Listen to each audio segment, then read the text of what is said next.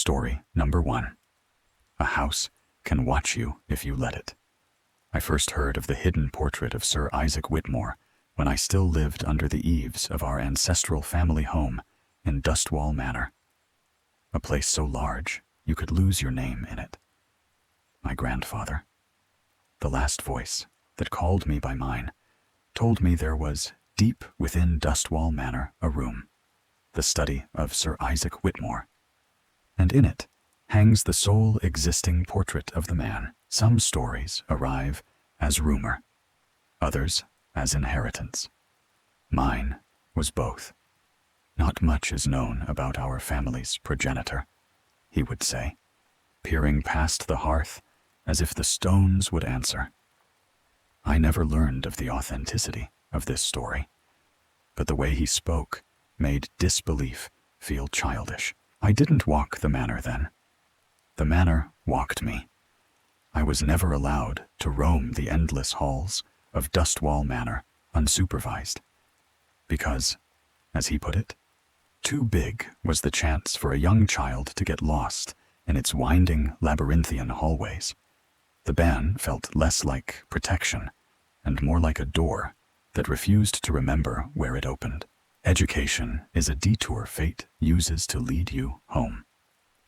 He instructed me on such subjects as history, mythology, and philosophy, hinted at other more secretive studies he partook in, and shared many a tale relating to our family, always circling that one, the story of Sir Isaac's portrait. I tried to live elsewhere, but the house was patient. London taught me how crowds can be a kind of weather, and how ambition sounds at midnight. But my heart never belonged to the grand capital. I longed to return to the ancient walls of Dustwall Manor. When I finally drove back in my 3rd decade, I knew exactly which of the small, winding country roads to take, ignoring the car's soft-minded arguments. The towering Gothic spires rose ahead like watchful windows, and something seemed to pull. A hush, a summons. Dustwall Manor was a place of architectural madness, a gigantic construction compromising dozens of buildings, wings and endless rooms, all interconnected, an amalgamation of centuries' worth of mortar and brick. It wore styles the way a body wears scars: Gothic, Renaissance, Baroque, neoclassical, even contemporary grafts. Vines clung to far wings covered in fungi and long vines, yet none of the manor's walls showed signs of damage. Decay belonged to other houses. Inside the grand vestibule, the air was musty and antique and lonely.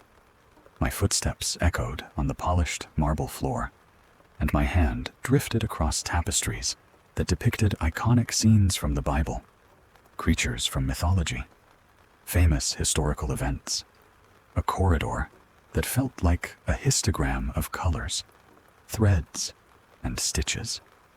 Costly hardwood paneling, coated with gold leaf, climbed the walls toward a ceiling full of hidden details, meanings lost through the passage of time.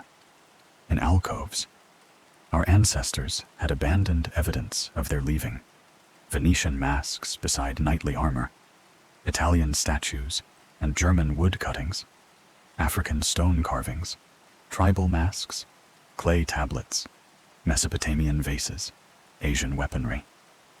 It was a museum of departures disguised as a hallway.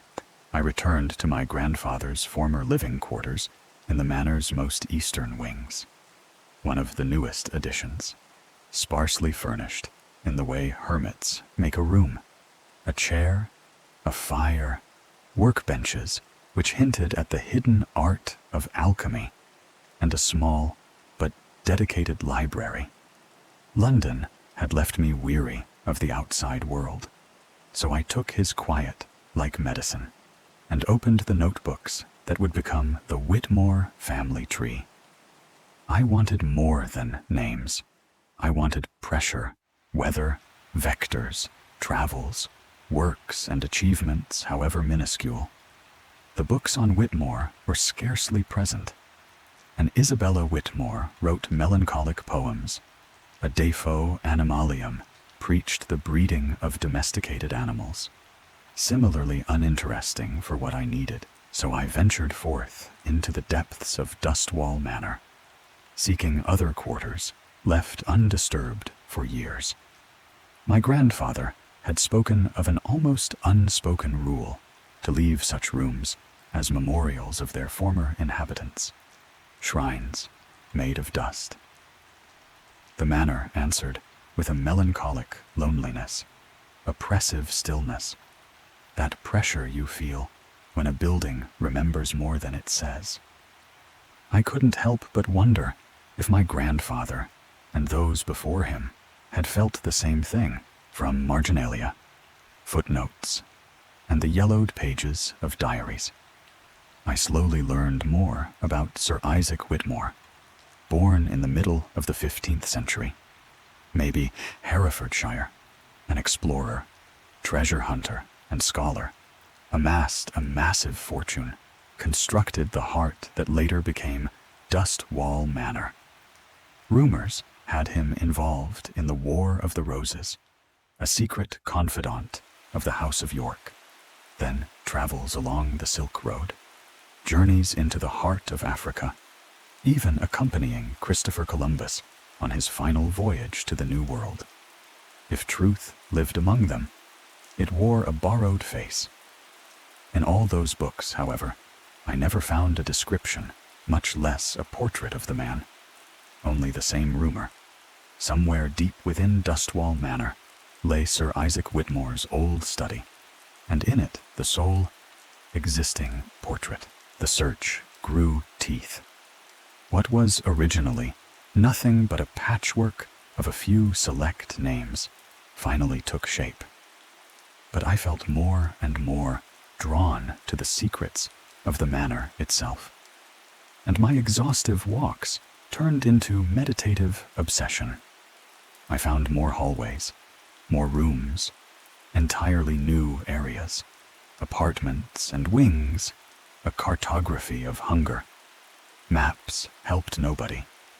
An almost innumerable amount of floor plans existed, delicate, shoddy, feverish patchworks. They differed wildly. At times made no sense, included hidden rooms and secret wings that didn't exist. Yet I kept stacking them like panes of stained glass, looking for the one angle where the image resolves. Then the nights began to speak. In dreams, I walked a grand structure, a hall wider than any in the manor, its ceiling high and arched, its walls covered in innumerable doorways. A crazed honeycomb. Some doors were dark looming corridors, others opened onto forbidden rituals.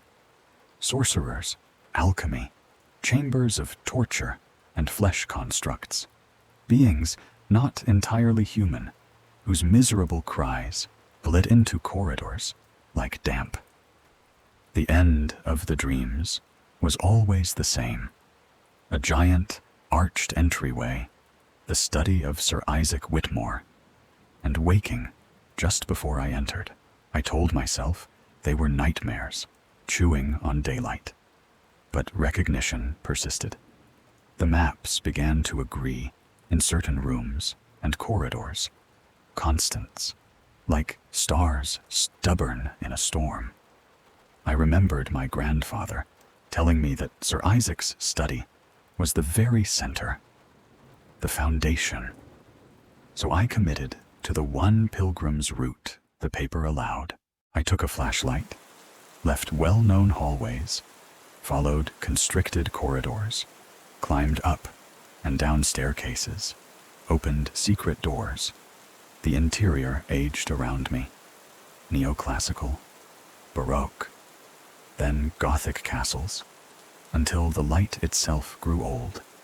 Oil lamps, candles, old fireplaces asleep under dust of centuries.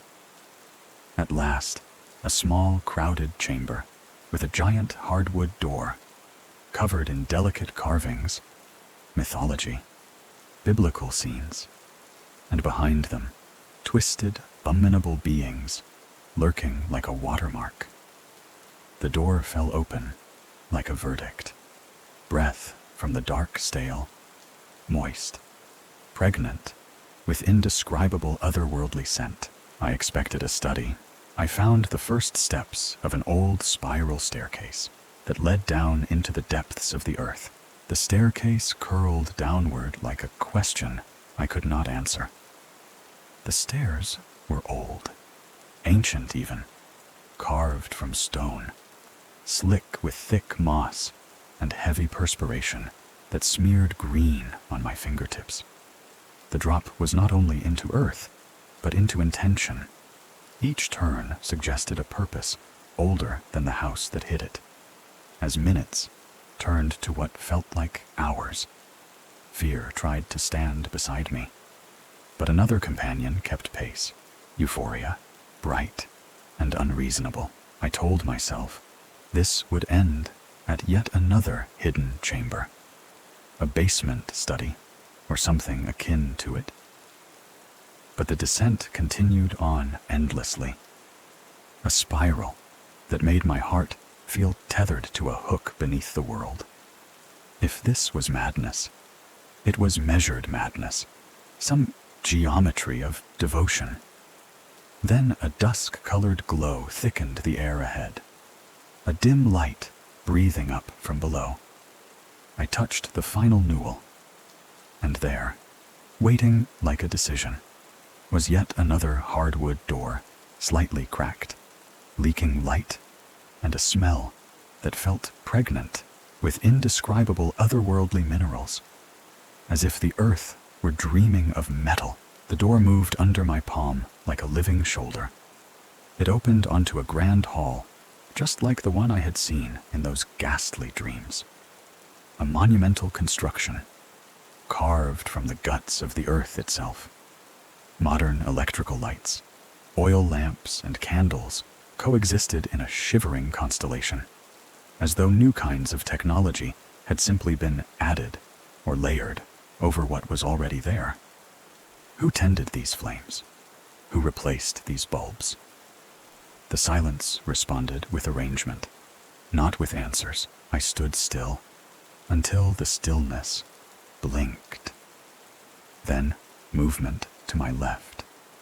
A figure, its edges made of haste, features hidden under a heavy shroud, appeared and came rushing toward me.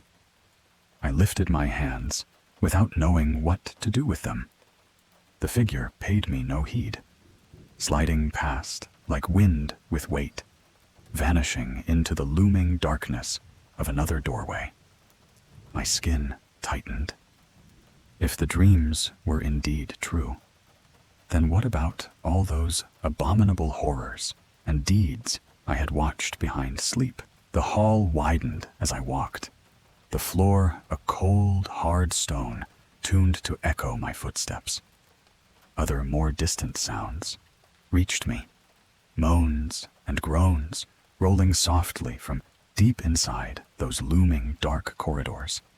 Shadows shuffled, and my mind fitted them with flesh constructs, twisted beings created down here, things made of wet flesh and torn skin. Imagination is a coward until it is forced to be a witness. I saw more of the shrouded figures, and they too ignored me. Undeterred, dozens if not hundreds moved with intent, some normal enough, others hunched, much smaller or taller, moving on all fours or slithering over the ground like reptiles, motions jerky and animalistic. Purpose looked different on each, but it was purpose all the same. The corridors gave way to rooms like the ones I had spied in those ghastly dreams. A few were studies, workstations, and reading quarters. Others were not rooms so much as statements, drenched in disgusting liquids, twisted altars, abominable horrors arranged with the care of scholarship. I kept moving, because staying still in such a place felt like consent. And then the architecture confessed its middle. I reached a giant arched entryway and knew, with the recognition that hurts, that this was the study of Sir Isaac Whitmore. The word study collapsed under it. It comprised what had to be dozens of open layers, all stacked upon one another, connected by a mad network of bridges and stairs, rising further and further upwards, but also down even deeper. Shrouded figures were everywhere, standing in front of tomes and desks, studying ancient tomes, vellum, papyrus, and even stone tablets, working on complicated machinery and contraptions, hurrying here and there, carrying items as strange as they were outlandish. The space felt like an entire hidden society, and I was the uninvited relative who looks like the portrait nobody wants to mention. And there, against the study's back wall, opposite the giant arched entryway, not concealed by bridges or wiring, lay the portrait of Sir Isaac Whitmore. The fabled image. The portrait size defied all reason. Tremendous. A monument. The finely clad elderly gentleman inside looked almost too mundane. And that was the most frightening part. I stared until colors began running into one another, until the man seemed to move as if alive, until what was human, slowly, ever so slowly, became something entirely different. Arms and leg began to atrophy, replaced by twisted appendages. The neck seemed to extend. The head pushed further and further from its body, opening like the bulb of a flower, revealing something horrible within. The torso changed state from solid to liquid, and finally gaseous, only to become solid again. Perpetually shifting, there is a temperature to revelation. This one burned without heat. I saw mouths, eyes, hair, appendages, entire bodies fused together, but eternally apart. Things liquid and gaseous, forming a creature not of this world. And yet, like flame does to moth. The sight called me closer. I felt the need to prostrate myself, to bind my existence to it. The mind knows a trap. The body recognizes a home. I see you arrived after all. Daniel? A voice said behind me. I did not turn. My throat tried for words and landed on gravel. What is this? The answer slid across the stone. It's what you set out to find. The hidden portrait of Sir Isaac Whitmore. Sir Isaac Whitmore was more than a man. Much, much more. He was a being from a different realm. A visitor who took on the guise of man and walked our world. Eventually, he had to retreat, but he knew there were ways to return in all his glory. The voice was familiar, the way a lullaby is almost remembered. Pressure touched my shoulder, and the portrait released me enough to turn. One of the shrouded figures faced me. Its entire body was covered by heavy fabric, and even its face was nothing but a shadow. Come, I'll show you, it said. And in that timbre, I realized why its voice had sounded so familiar. Grandpa, is that you? Something like laughter moved in the folds. We crossed the width of the study, climbed a stair that threaded between bridges like a needle between veins, squeezing past other feverishly working, shrouded figures. The more I saw, the less my memories fit in my skull. He created servants, the voice said. Servants who will eventually create the right conditions for him to return in all his terrifying glory. Taught them on how to continue the work and the steps on how to create other similar beings. Those servants, are they our lineage? The Whitmore family? No answer. We stopped before a metal door embedded into the study's wall. It opened onto an argument between centuries.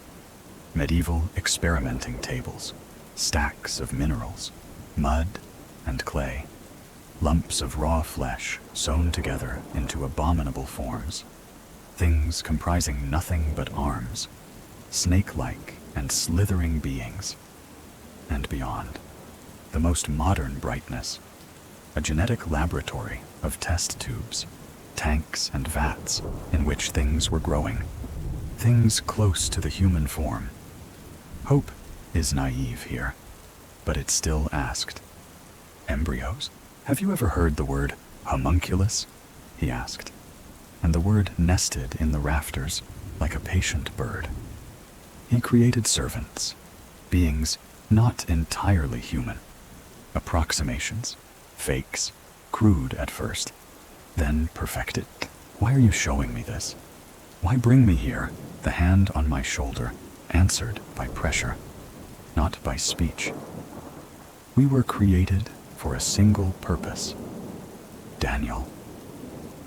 A chill, like thin water, ran down my back. You were created in this very room, just like I was before you. The room seemed to tilt. Familiarity became evidence. Doesn't this place feel familiar? Didn't you see it before in your dreams? He was right. The familiarity I'd felt from those dreams was not prophecy. It was recollection, misfiled as fear. Why send me to London then? Why choose my schools? Why tell me never to return? A sigh of deepest regret breathed through bone. Because I cared for you. I wanted you to be free. I failed. It was all predestined. In this very room, before you or I were even formed, the portrait waited behind the wall, like a storm that knows your name. Why did you choose those fields? He asked softly, as if pulling a bandage he'd put there himself. Why history? Why contemporary politics? Why decide to understand the workings of the modern world? The answers lined up and refused to be true. They had the shape of my preferences and the scent of someone else's breath. I opened my mouth, then closed it on silence. The genetic laboratory hummed like a thought I couldn't stop thinking. Stacks of minerals, mud and clay, lumps of raw flesh, things close to the human form, drifted in their tanks and vats. We were created for a single purpose. Daniel, he repeated.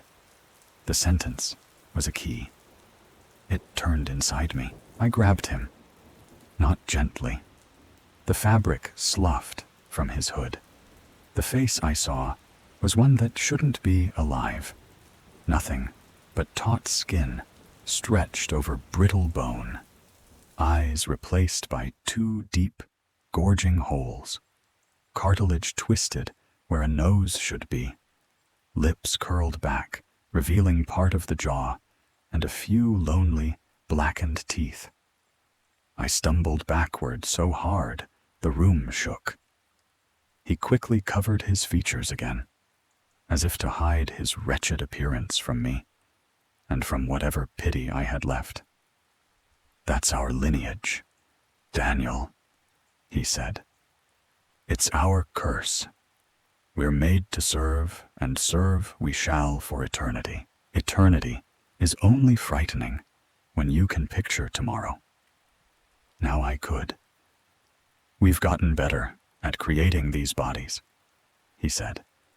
They will still age, still break, But there are ways. Knowledge. And in time, we learned many things. And in time, so will you. The last 3 words were iron. They found the softest part of me and pressed. The pressure became a verdict.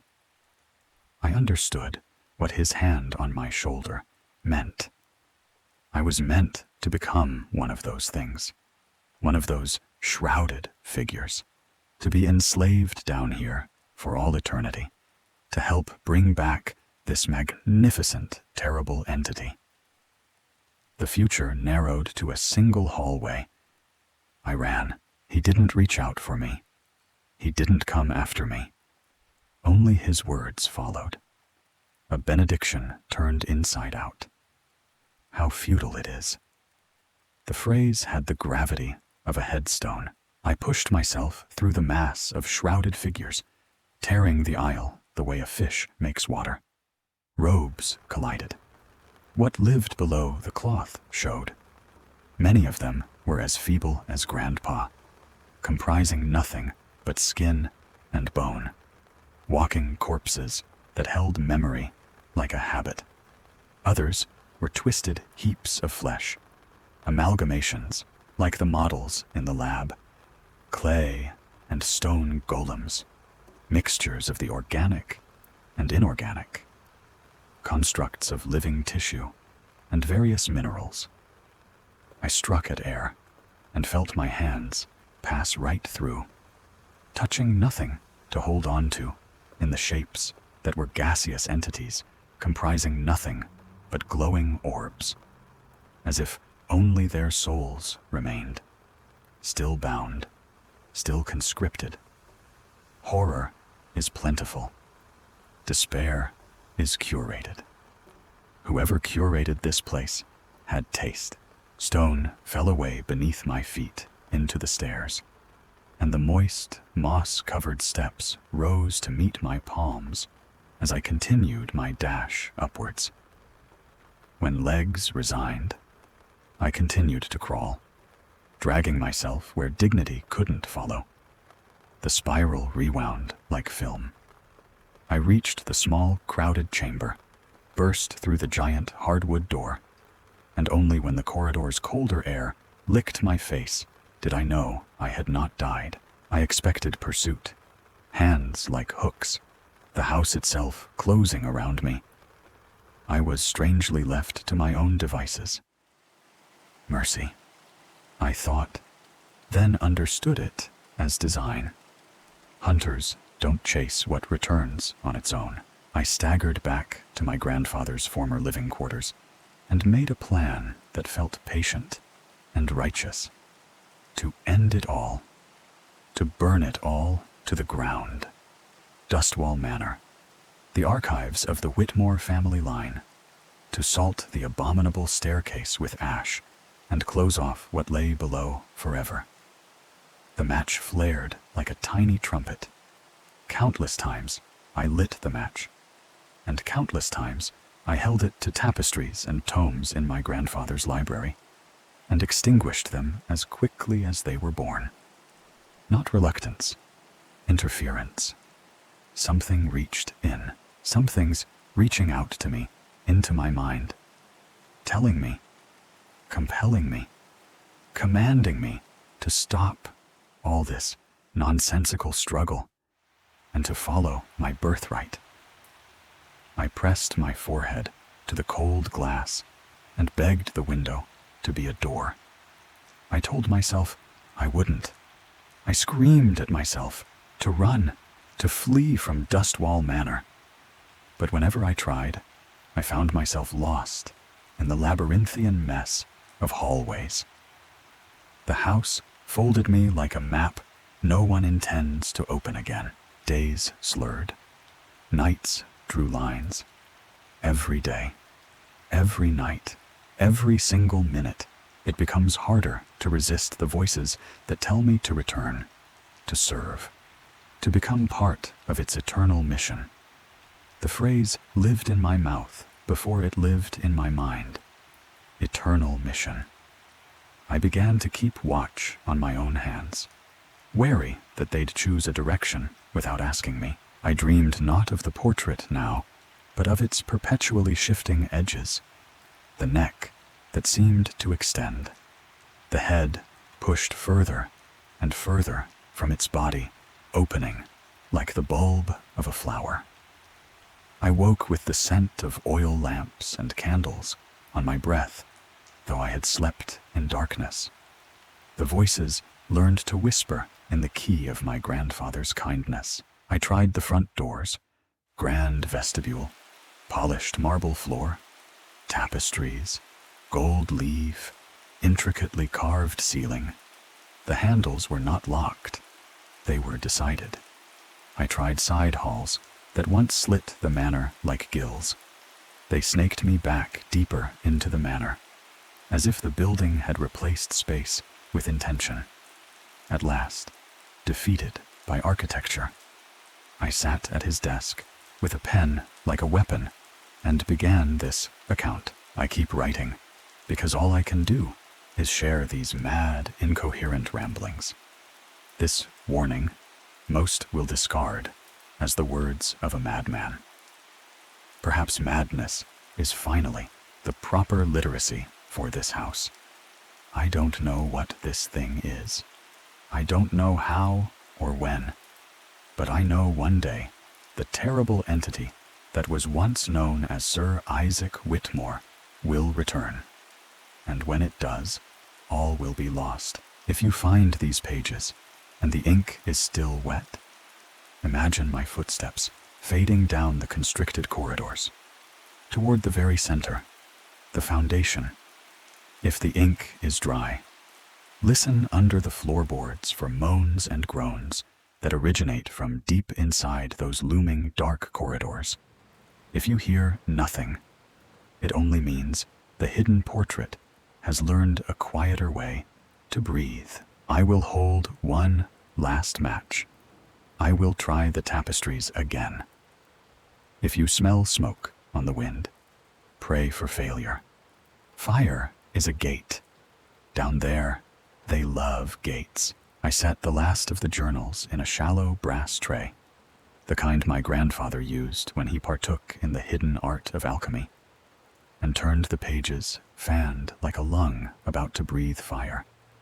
If the house wanted me to return, then it would have to pass through smoke to reach me. The first match broke on the striker.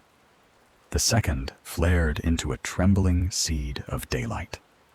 I held the blazing embers in my hand and lowered them toward a tapestry whose woven saints had watched, too politely, for centuries.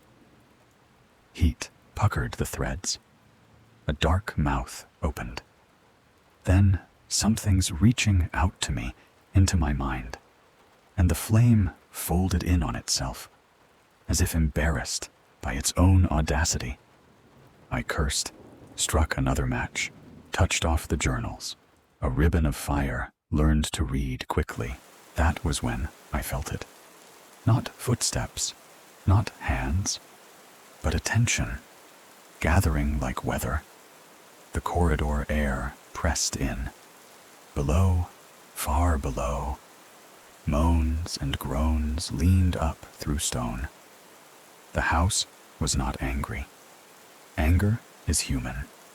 The house was awake. I ran, not away, but across, carrying the burning tray as a herald.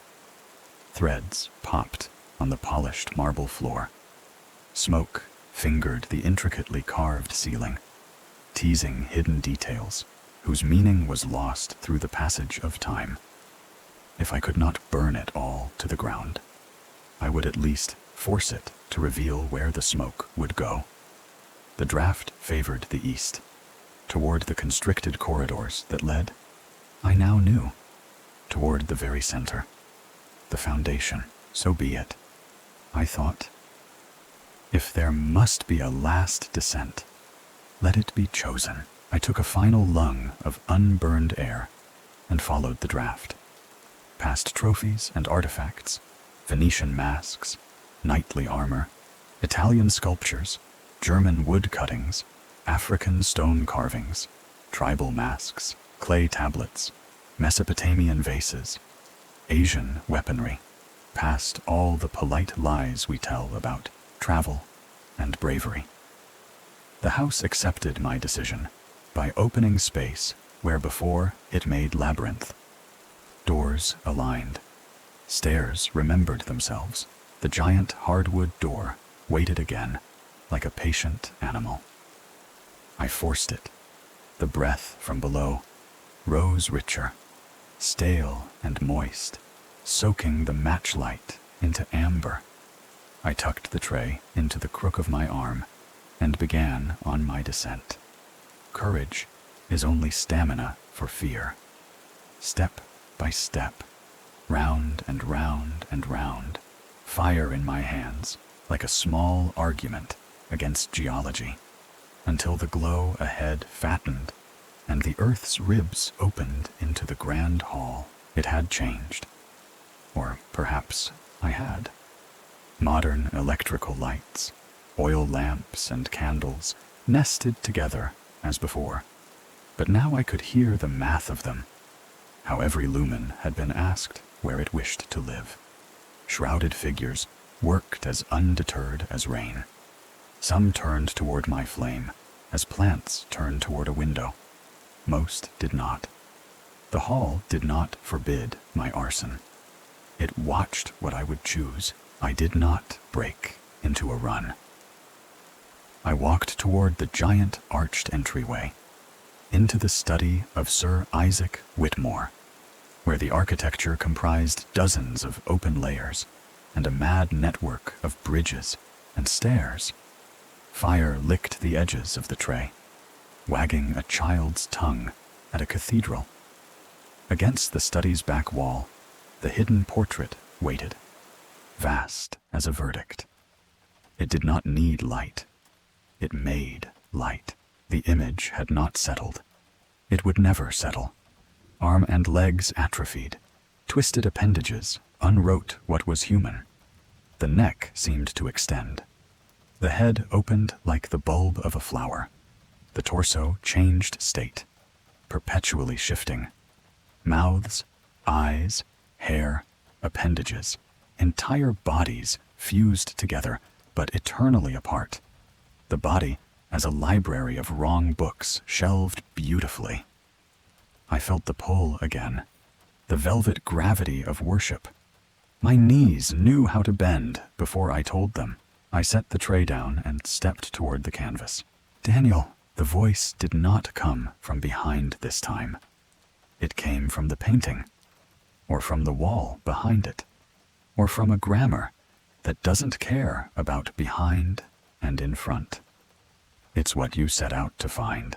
I know what it is, I said, and was startled to hear the steadiness in my mouth.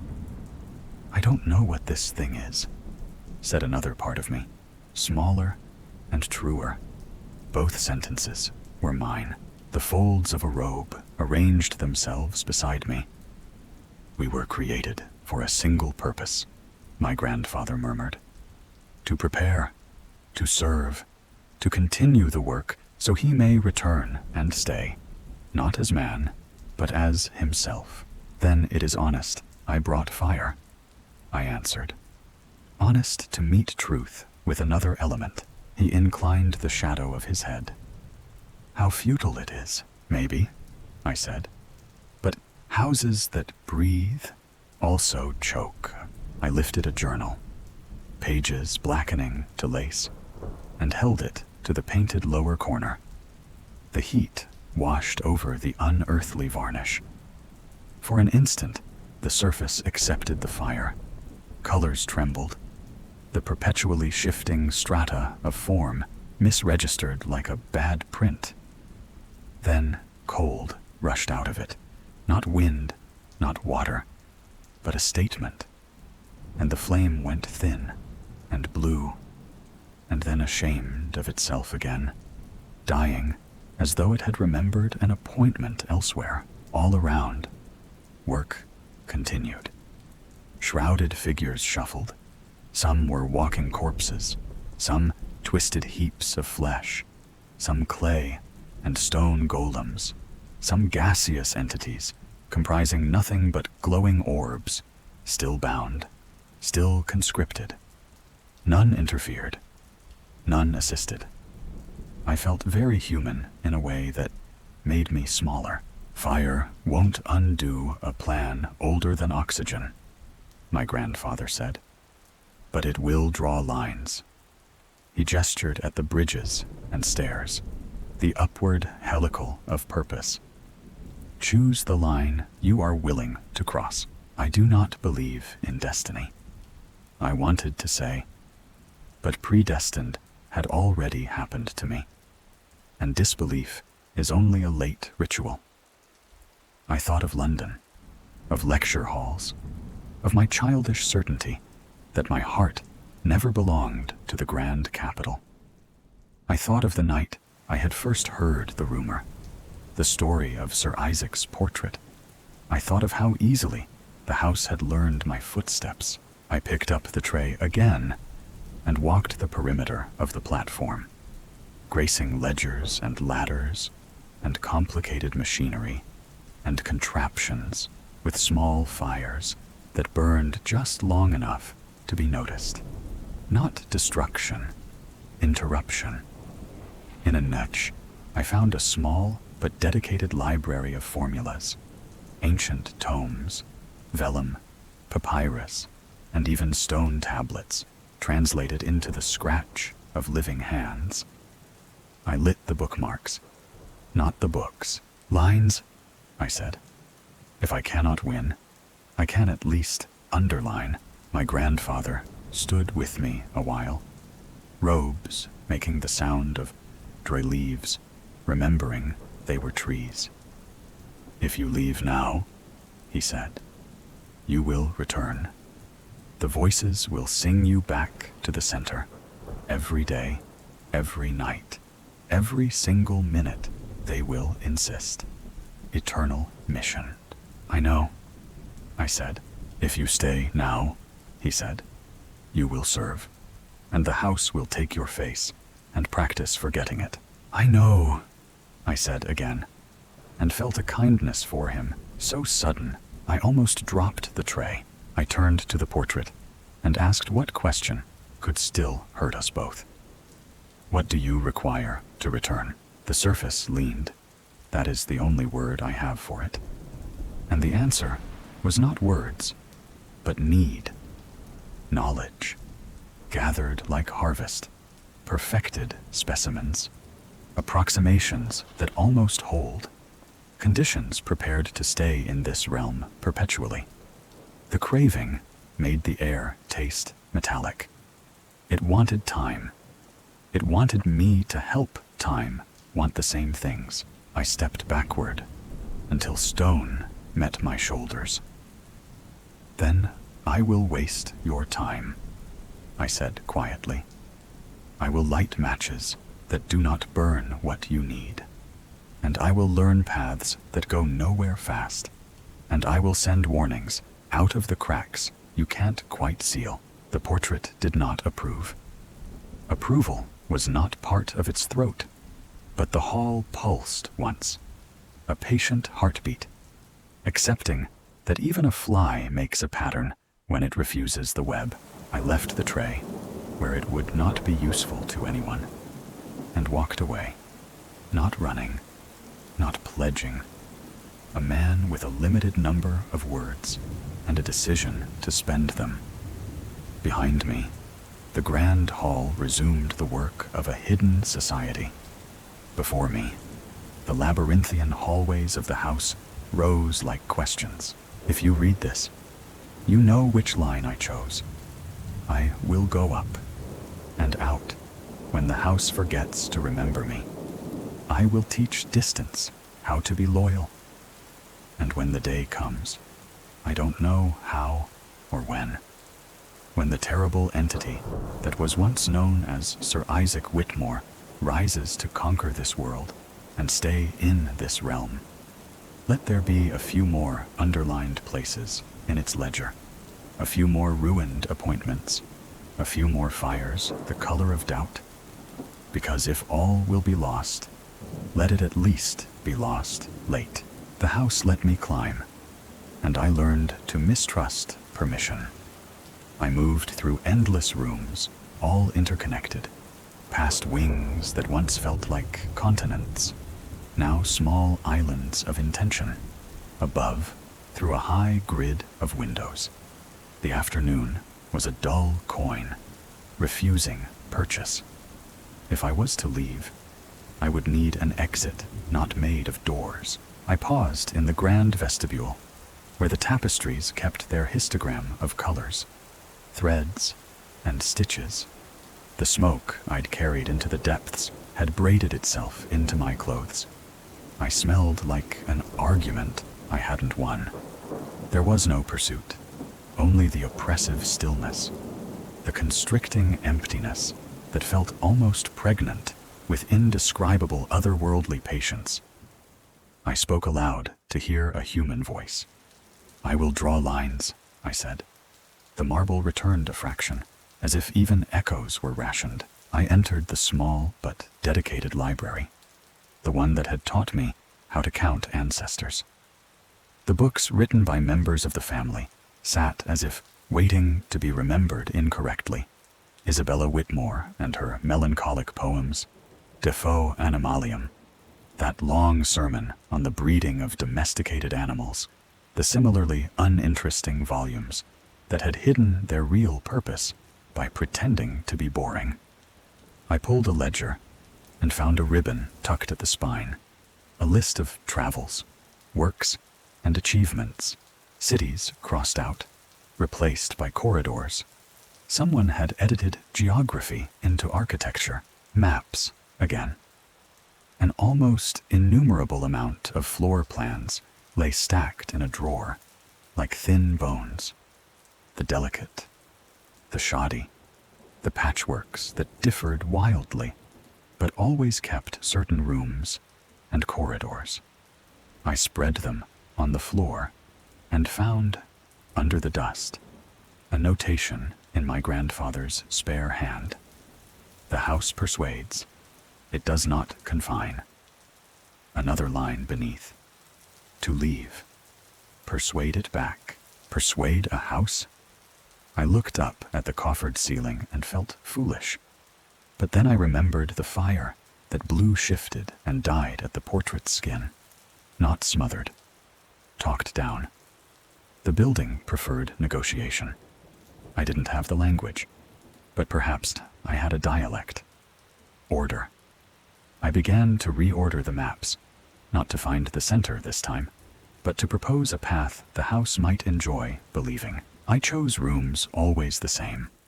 The vestibule, the wide hallway that led deeper into the manor, the niche of Venetian masks and knightly armor, the bay with German wood cuttings, the turn by Mesopotamian vases.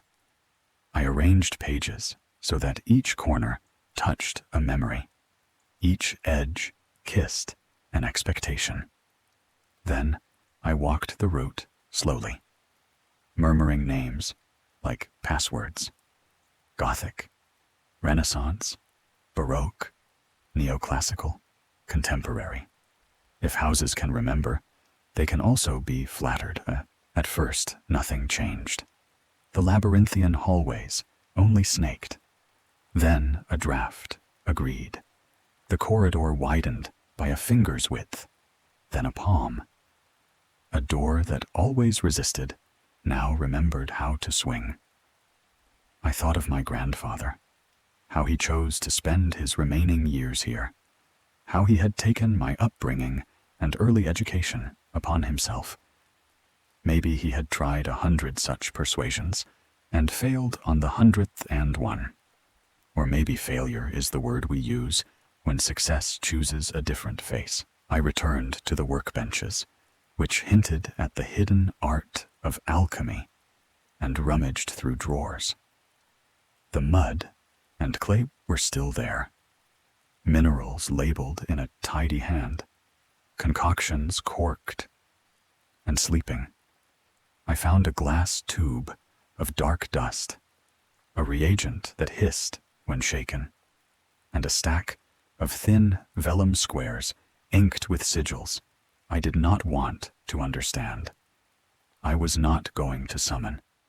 I intended to label. If the house loved classification, I would classify my leaving as a kind of internal rearrangement. In the wide hallway, I affixed vellum to lintels, each sigil a modest request. Open, continue, align, forget, forgive. The dust I puffed like incense, and the air took it willingly, as if it had been waiting to be named. I walked forward, repeating the taxonomy. My footsteps echoed on the polished marble floor, and their echoes traveled ahead as scouts, or maybe intruded deep into the distant dark corridors as diplomats. If I could not overpower the place, I could over-explain it. The house listened. A panel slid back to reveal a narrow runner I had never seen. Beyond, a newest addition, blank walls, contemporary quiet, the purity and authenticity of fresh paint, not yet north of its first winter. I stepped in and felt the old weight lessen. The air smelled like nothing. That is not true. It smelled like choice. From there, the route was not easy, but it was legible. I passed a stone stair that would have taken me down. I did not look. And a pair of doors that pretended to be mirrors until they decided to be doors again. A square of sky appeared at the end of a corridor I had never trusted. Outside, it was not quite evening. I set my palm on the last handle and waited. This was where the voices should have sung. They did, but quieter, like a memory of music rather than music itself. They told me to return, to serve, to become part of its eternal mission. The words were antique, rubbed smooth by use. I answered without speaking. Not yet. Not today. I asked the handle to be a hinge between two mutually suspicious truths. It complied. The air beyond was Welsh and ordinary. The tender countryside breathed in hedgerows and low stone walls. The manor's towering Gothic spires rose behind me, pretending not to notice me leave. I am not free, I thought, but I am elsewhere. I walked to the car I had left like a bookmark. The keys were where I had abandoned them, surprised to still be keys.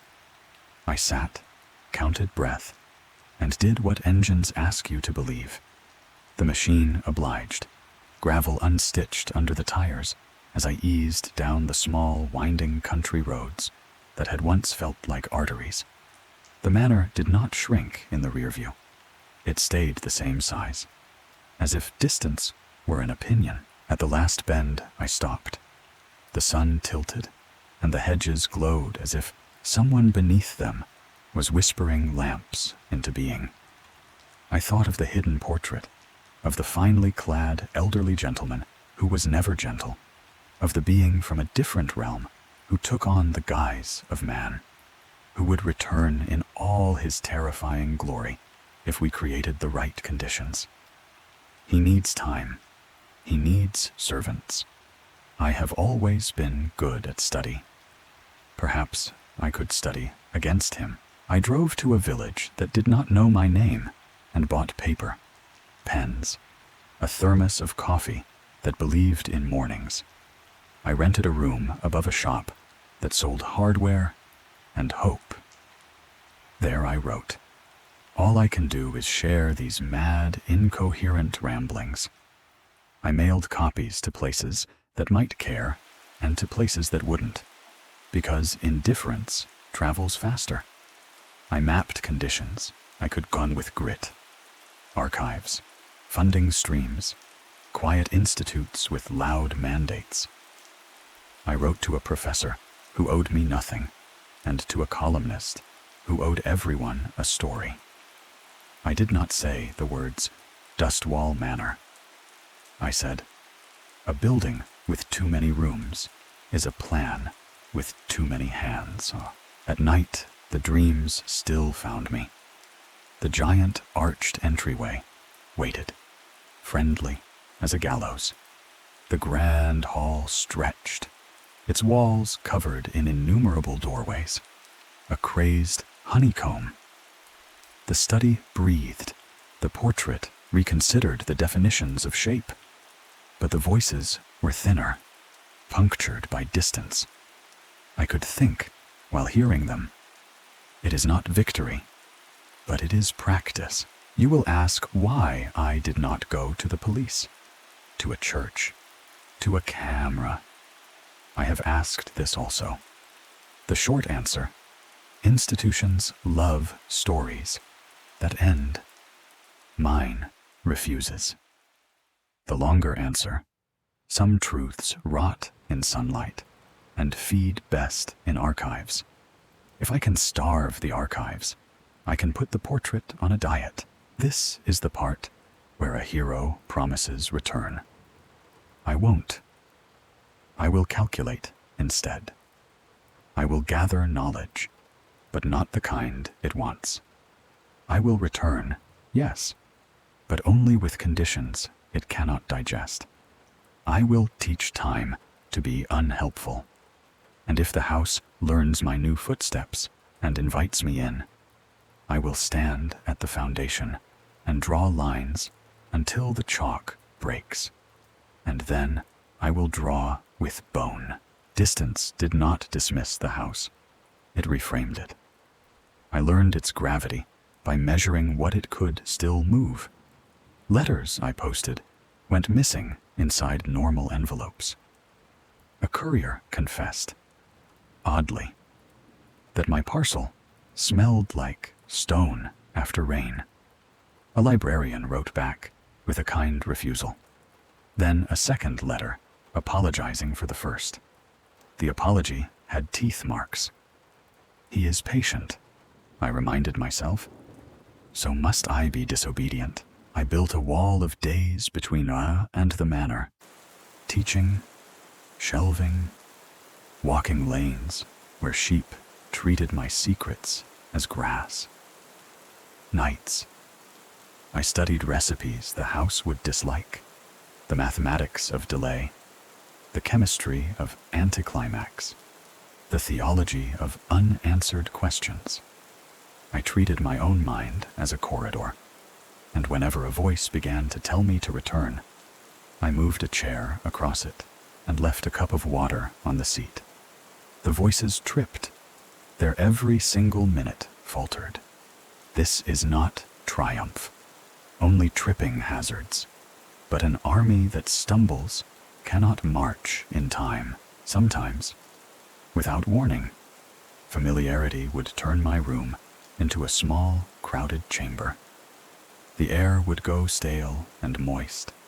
A dim light would gather under the door. Walls would loom like doorways. I answered by speaking a tourist's litany, the names of streets, the gossip of neighbors, the price of bread. Geography is an exorcism, if you say it kindly. On the 7th week, no, on a week that felt like it had 7 corners, I received a package with my grandfather's hand on the label. The old, disciplined tilt that could make a sentence stand at attention. Inside lay a single page, cut from a ledger I knew by skin memory. 3 lines. We persuade the house by remembering what it cannot. We persuade ourselves by forgetting what we must not. If you come back wrong. I lifted the paper to the window. Ink skeletons of rooms, always the same surfaced. Vestibule, wide hallway, alcoves. But the path stuttered where before it curled. Come back wrong. I thought of the homunculus, of approximations perfected to almost human. The house wanted the rightness of the same. Perhaps it would fail to hold what misfit on purpose, so I crooked myself. I changed gait, taught my hand to write left-handed letters to right-handed friends, brushed my teeth to the second hand's refusal, slept in chairs and sat in beds, moved my watch to my ankle, and let time limp. I told jokes badly to people who didn't deserve them. I answered the phone in a tone that suggested I had been expecting not a call, but a bird. I starved my habits until they learned new tricks. It is not easy to be consistently inconsistent, but exile is a stubborn tutor when the dreams returned like a debt collector.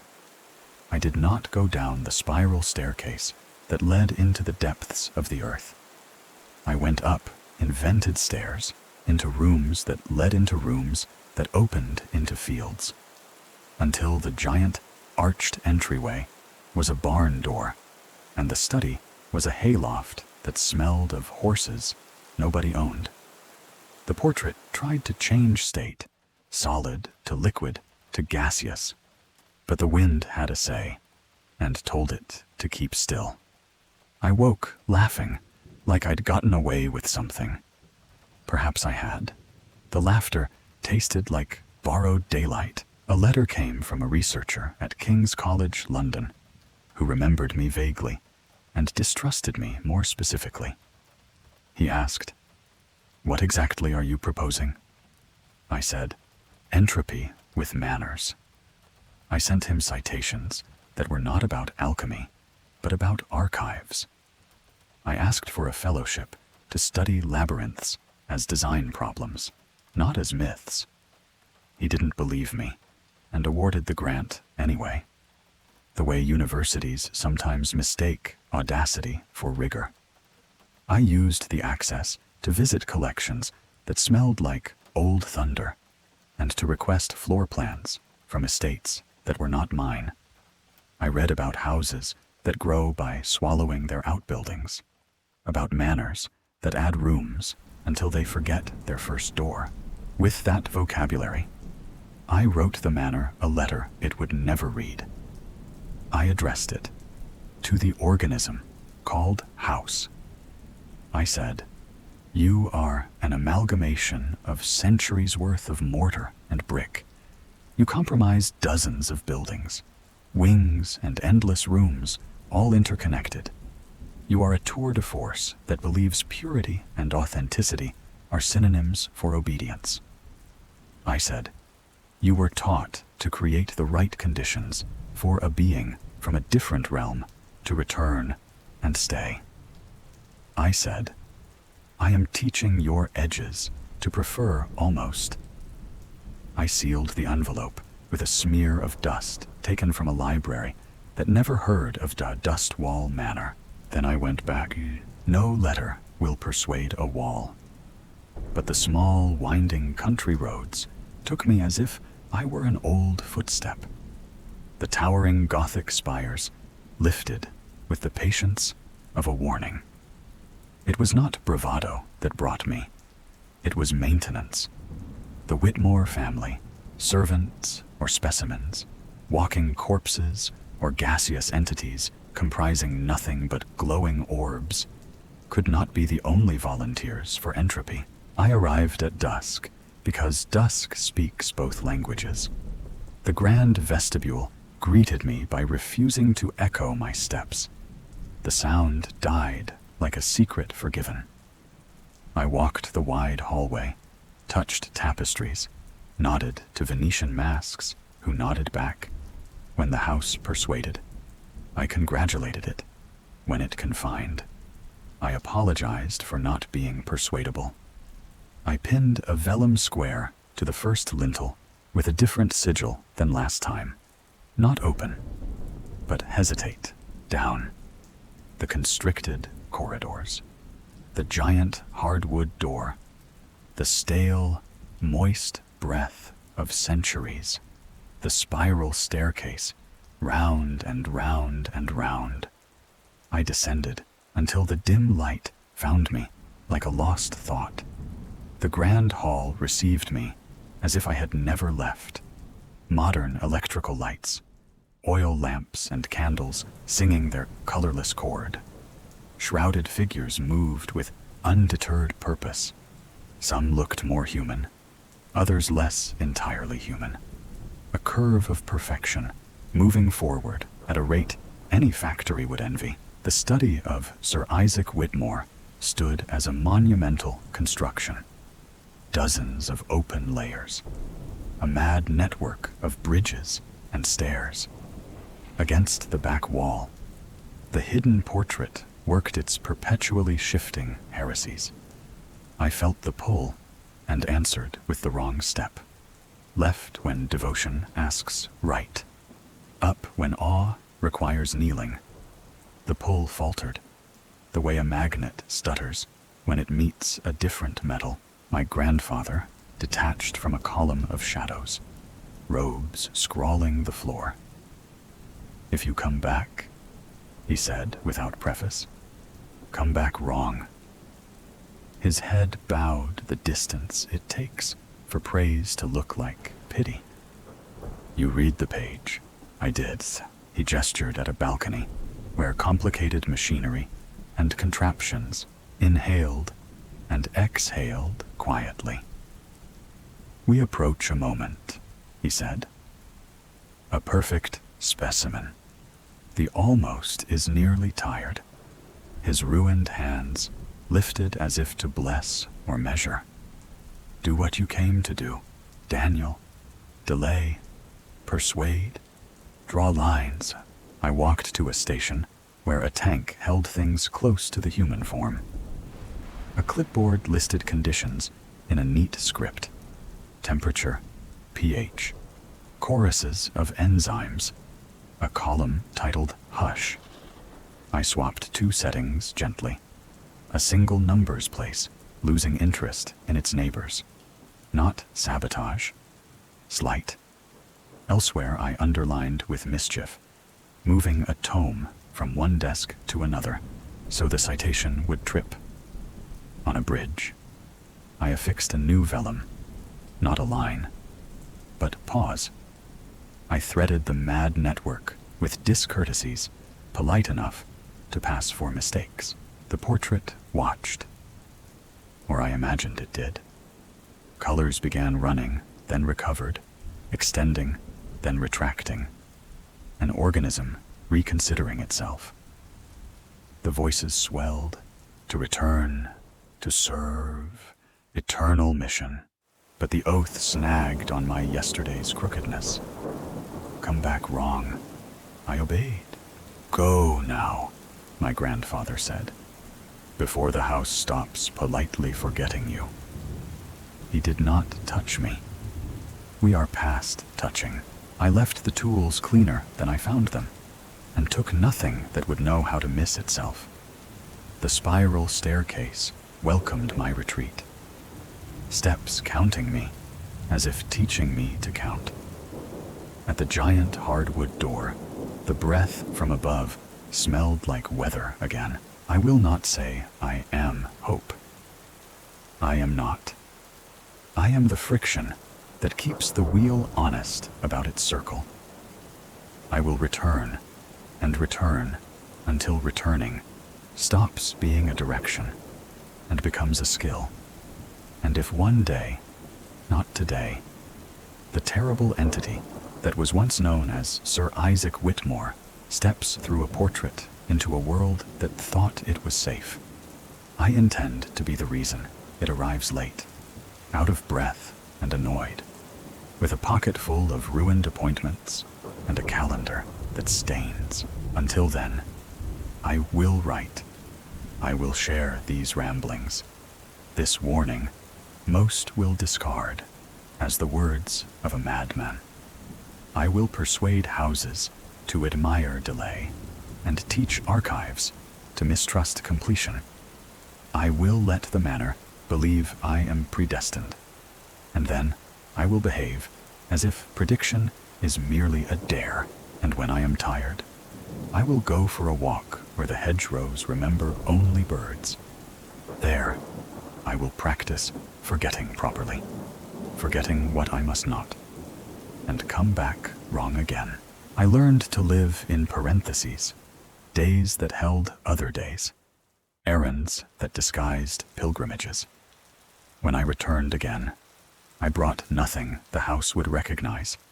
A pocketful of lint, a pencil bitten to a moon, a map of a town I had never visited. The manor, our ancestral family home in Dustwall Manor, was still a problem that pretended to be a building. So I pretended to be a man who had stopped pretending. The grand vestibule received me with the ceremony it always offered the unimportant. My footsteps echoed on the polished marble floor, soft, as if the stone remembered me kindly. I walked the wide hallway that led deeper into the manor, letting my fingers lightly agree with tapestries and costly hardwood paneling coated with gold leaf, and I murmured the names it liked to hear: Gothic, Renaissance, Baroque, Neoclassical, Contemporary. The air loosened, doors sighed. I passed alcoves presenting trophies and artifacts, Venetian masks, knightly armor, Italian sculptors' figures, German wood cuttings, African stone carvings, tribal masks, clay tablets, Mesopotamian vases, Asian weaponry, a catalog of travels that were really recruitments. At the giant hardwood door, I paused and set my palm to the carvings. Creatures of mythology held sway over one side, biblical scenes on the other. And behind them, I spied creatures much different, twisted, abominable beings, like a footnote telling the text what it actually meant. I pressed, and the door gave, and stale, moist air rose like a long sentence without commas. Down I went, round and round and round, until the dim light met me halfway, and the grand hall unscrolled. The hall had acquired a new rhythm. Modern electrical lights, oil lamps and candles had been re-aimed. The glow now herded shadows toward the study of Sir Isaac Whitmore. I understood. When a ritual nears its answer, it tidies the room. Shrouded figures moved with undeterred precision, their procession a society of the shrouded and shunned. Among them, I recognized types: walking corpses, twisted heaps of flesh, clay and stone golems, mixtures of the organic and inorganic, gaseous entities comprising nothing but glowing orbs, still bound, still conscripted. They did not see me, or perhaps seeing had been defined away. I climbed a lateral bridge to a balcony where a patient machine hummed. Complicated machinery and contraptions breathed as if practicing being lungs. I touched a dial and felt the house consider me. Not rage, revision. Beneath. The giant arched entryway framed the impossible interior. Dozens of open layers all stacked upon one another. A mad network of bridges and stairs rising further and further upwards, but also down even deeper. I saw the place I was meant to kneel, and stepped elsewhere. Against the study's back wall, the hidden portrait was not merely hanging. It was happening. Colors began running into one another. What was human, slowly, ever so slowly, became something entirely different. Arms and legs began to atrophy into twisted appendages. The neck seemed to extend. The head opened like the bulb of a flower, revealing something horrible within. The lower body changed state from solid to liquid, and finally gaseous, only to become solid again, perpetually shifting. It tasted like iron to look at. It tasted like, yes, my grandfather found me there. "We are close," he said. His voice was a winter that apologized by snowing. A perfect specimen is almost willing. How do you measure willing? I asked. By how little the house has to persuade. He escorted me. No, that is too formal. He permitted me to follow, into a side gallery where ancient tomes, vellum, papyrus, and even stone tablets lay open beside test tubes, tanks and vats in which things were growing, things close to the human form.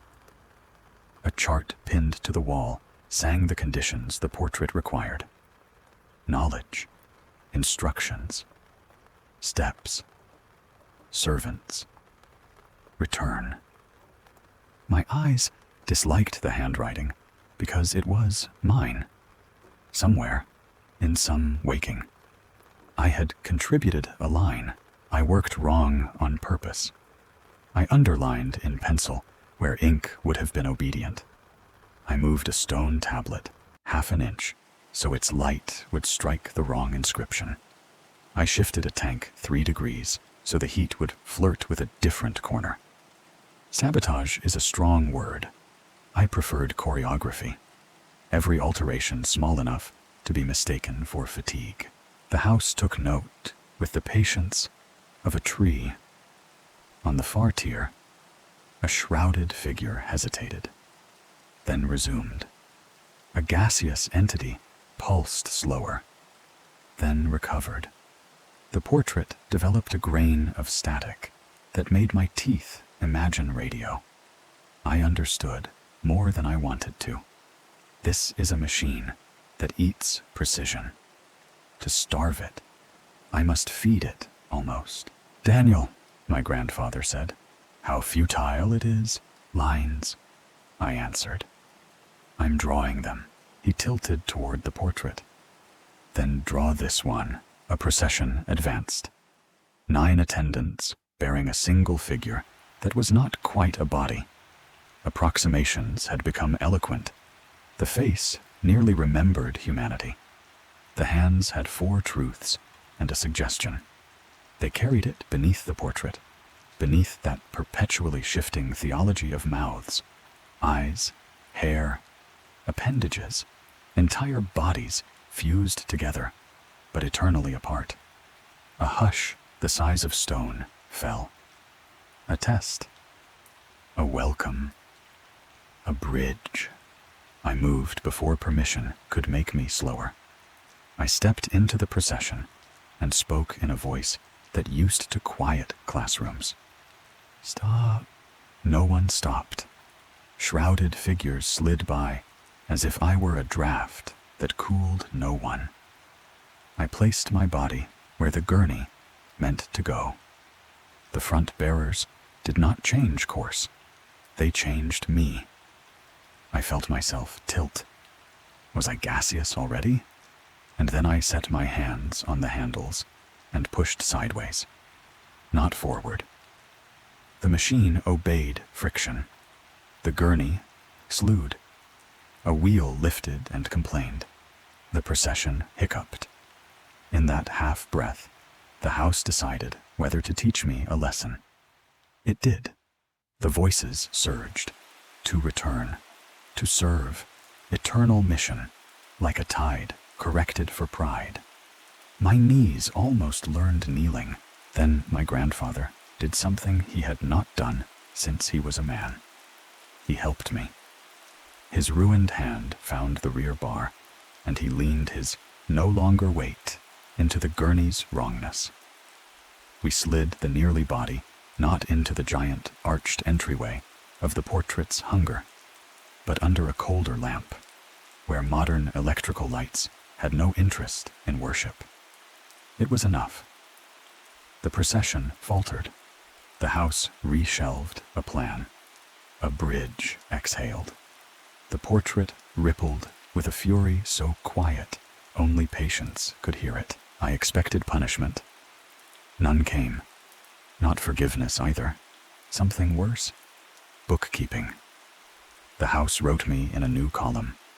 Not threat, not servant, delay, go. My grandfather whispered. Before the column totals, we walked. He shuffled. I pretended not to see, and at the stairs, he stopped. We were created for a single purpose, he said again, as though repetition might someday be a door. I am not asking you to betray it. I am asking you to widen it until it cannot walk. I left him there, a punctuation mark the sentence had outlived, and climbed until the stale, moist air forgot my name. Days later, measured in errands, not calendars, I returned with a pocket of common things that do uncommon work. Paper clips, chalk, a child's kaleidoscope stolen from a flea market with money, not theft. The manor pretended not to see me. I pretended not to be seen. We are family. Pretense is how we say hello. In the grand vestibule, I chalked a line no one would notice across the polished marble floor and whispered to it, "Be a border, not a barrier." In the wide hallway, beneath intricately carved ceilings full of hidden details, I affixed a paper clip to a tapestry where a saint's finger pointed. Now it pointed slightly elsewhere, in alcoves presenting trophies and artifacts. I turned the Venetian masks 1 degree to misremember who was watching. Down the constricted corridors, through the giant hardwood door, into the stale, moist air and spiral staircase. Round and round and round, until the dim light made a guess of me. The grand hall received me. Modern electrical lights, oil lamps and candles tuned to a choir of work. Shrouded figures flowed. The study of Sir Isaac Whitmore stood agreed with itself. Dozens of open layers, all stacked upon one another. A mad network of bridges and stairs like a nervous system preparing to dream. I raised the kaleidoscope and turned. The hall fractured. Triangles of walking corpses, hexagons of twisted heaps of flesh, shards of clay, and stone golems, motes of gaseous entities comprising nothing but glowing orbs. The toy made the terrible pretty, and that was almost unforgivable. I lowered it and remembered that beauty can be a factory for consent. I would not license on the central tier. The nearly body from before rested in a cradle of wires. Its chest rose with a rhythm it had borrowed, not earned. If I stood close, I could hear the portrait's want like static under music. Against the study's back wall, the hidden portrait continued its perpetually shifting sermon of mouths, eyes, hair, appendages, entire bodies fused together, but eternally apart. My skin recognized the gravity of it and tried to fall inward. I stepped back until choice returned. My grandfather did not come. He was elsewhere, performing the liturgy of delay in his way. Instead, a new figure sidled near, smaller than most, shroud stitched from mismatched cloth. It spoke in a voice that sounded like paper, learning to be flame. You are the one that underlines. I am the one that misspells on purpose. I said, same craft.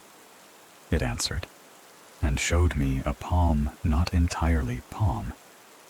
In it lay a sliver of something that refused to pick a state.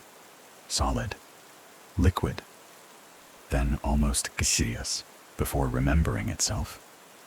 From the edge of the portrait, the figure said, when it leaned, "Why give it to me? Because we were made to serve," it said. And service is not obedience. It is attention. Then it drifted away, or I imagined it had always been farther than it seemed. I took the sliver to a bench and placed it under a lens. Within, the world changed rooms. I saw prayers in a language older than any known to man. Scrying, mandragoras, alchemy used to turn metal into gold.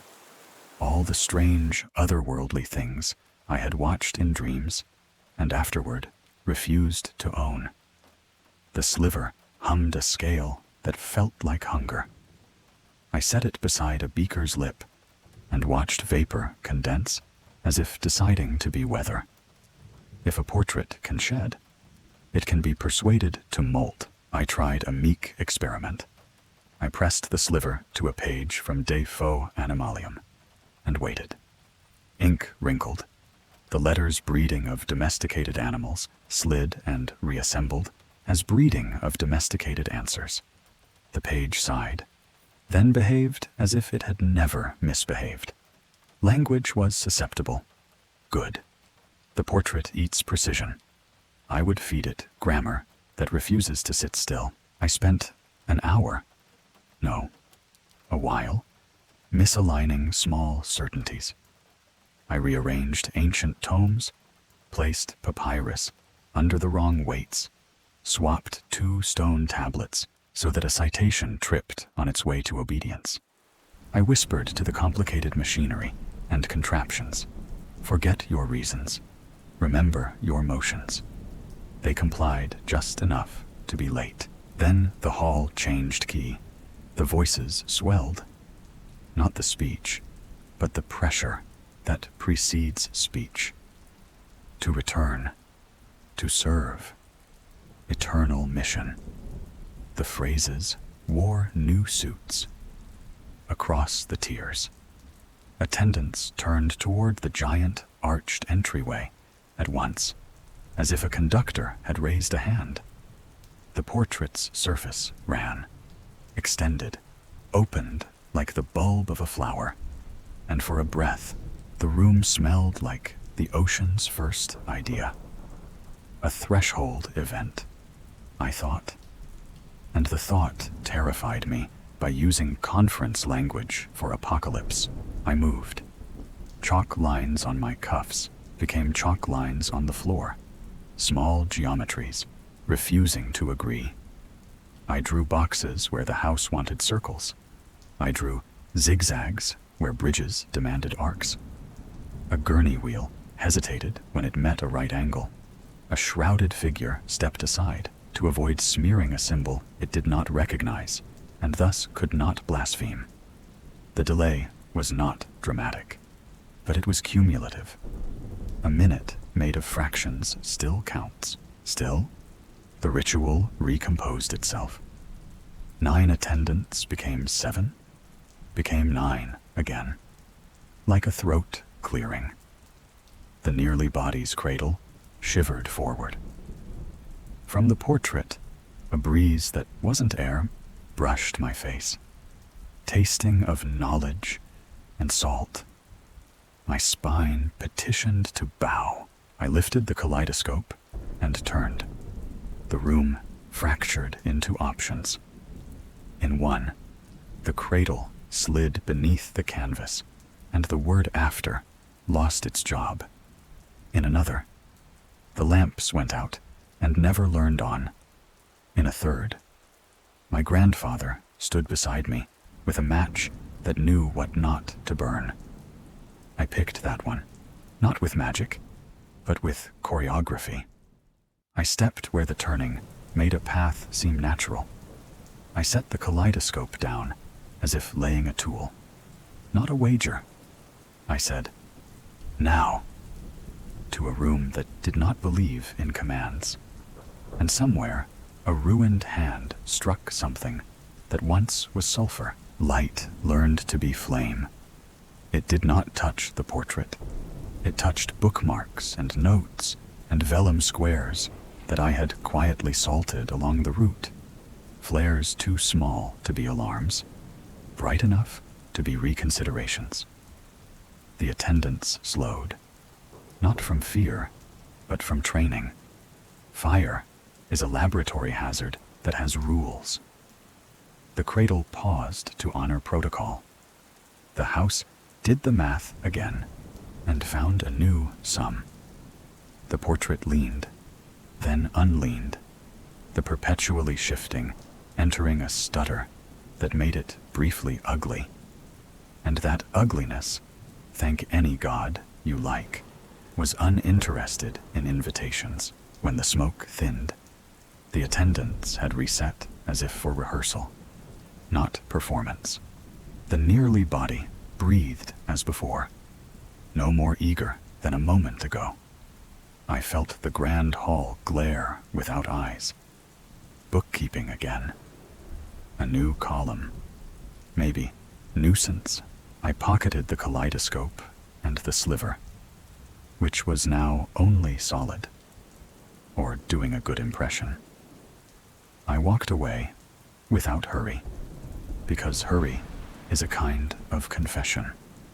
On the stairs, my legs considered trembling and decided against it, not from bravery, but from policy. At the giant hardwood door, I turned once to salute a portrait that did not need salutes. "I will be late for you," I said aloud. The house recorded the promise. I hope it overestimates my reliability. Outside, the tender countryside was almost rude with ordinary. A tractor sang a hymn to diesel. The sky let evening in without drama. I let my breath learn to be mine again. Tomorrow, a day with corners, not numbers. I will send more letters that pretend to be about floor plans and are actually about appetite. I will pay visits to museums where objects miss their houses and ask them what absence tastes like. I will practice being predestined in ways prophecy can't use. And when I come back, I will bring the one weapon a portrait cannot anticipate: boredom. I will make every crucial moment feel like a cue. Until then, I sleep.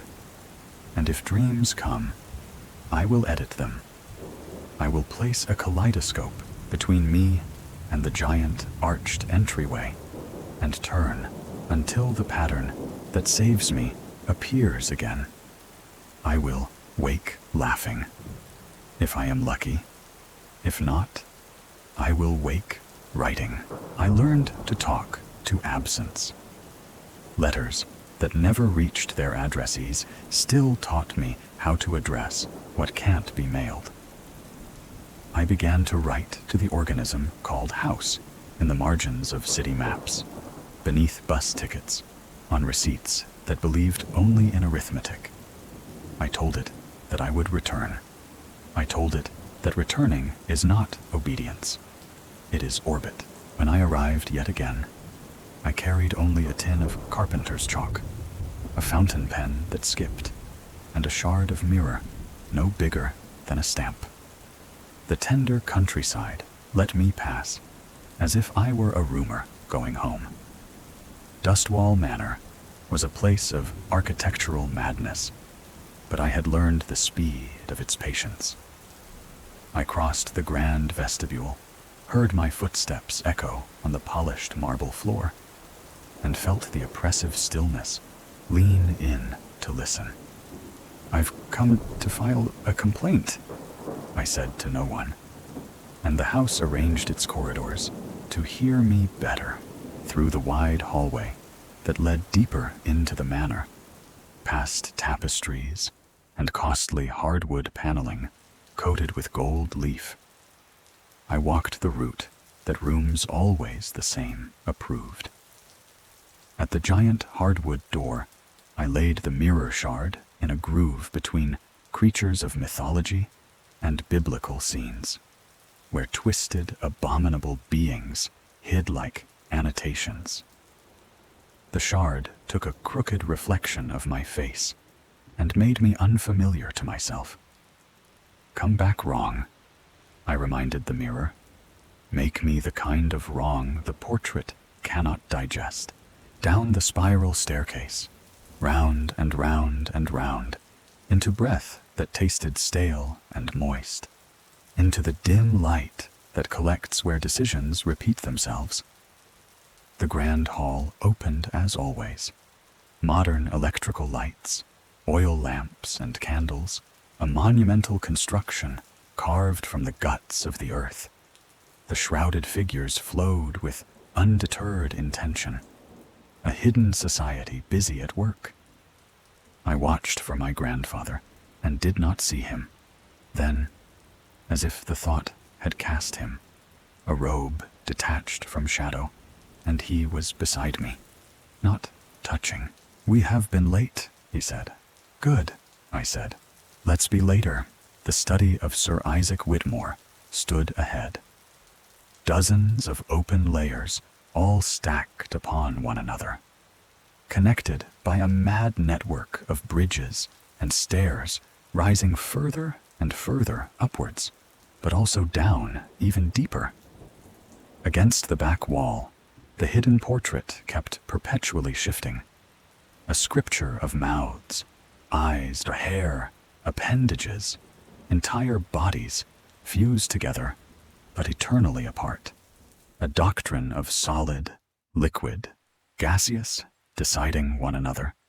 My bones wanted to agree with it.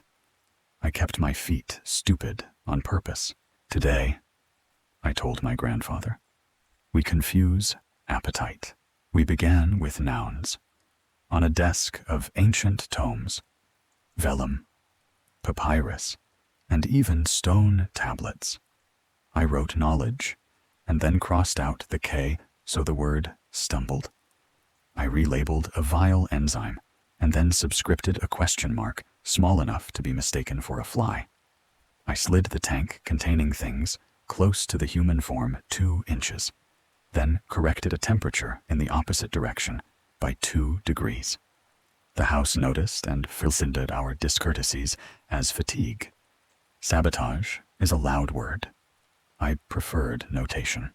"We were created for a single purpose," my grandfather said, "not as discipline now, but as lament. I am expanding the purpose until it cannot find its coat." I said. We reached a console whose dials shone like small planets. A placard read, "Harmony Alignment." I turned the first dial from Concord to Almost, the second from static to stasis with intentions, a setting that could be explained away in a meeting minutes later.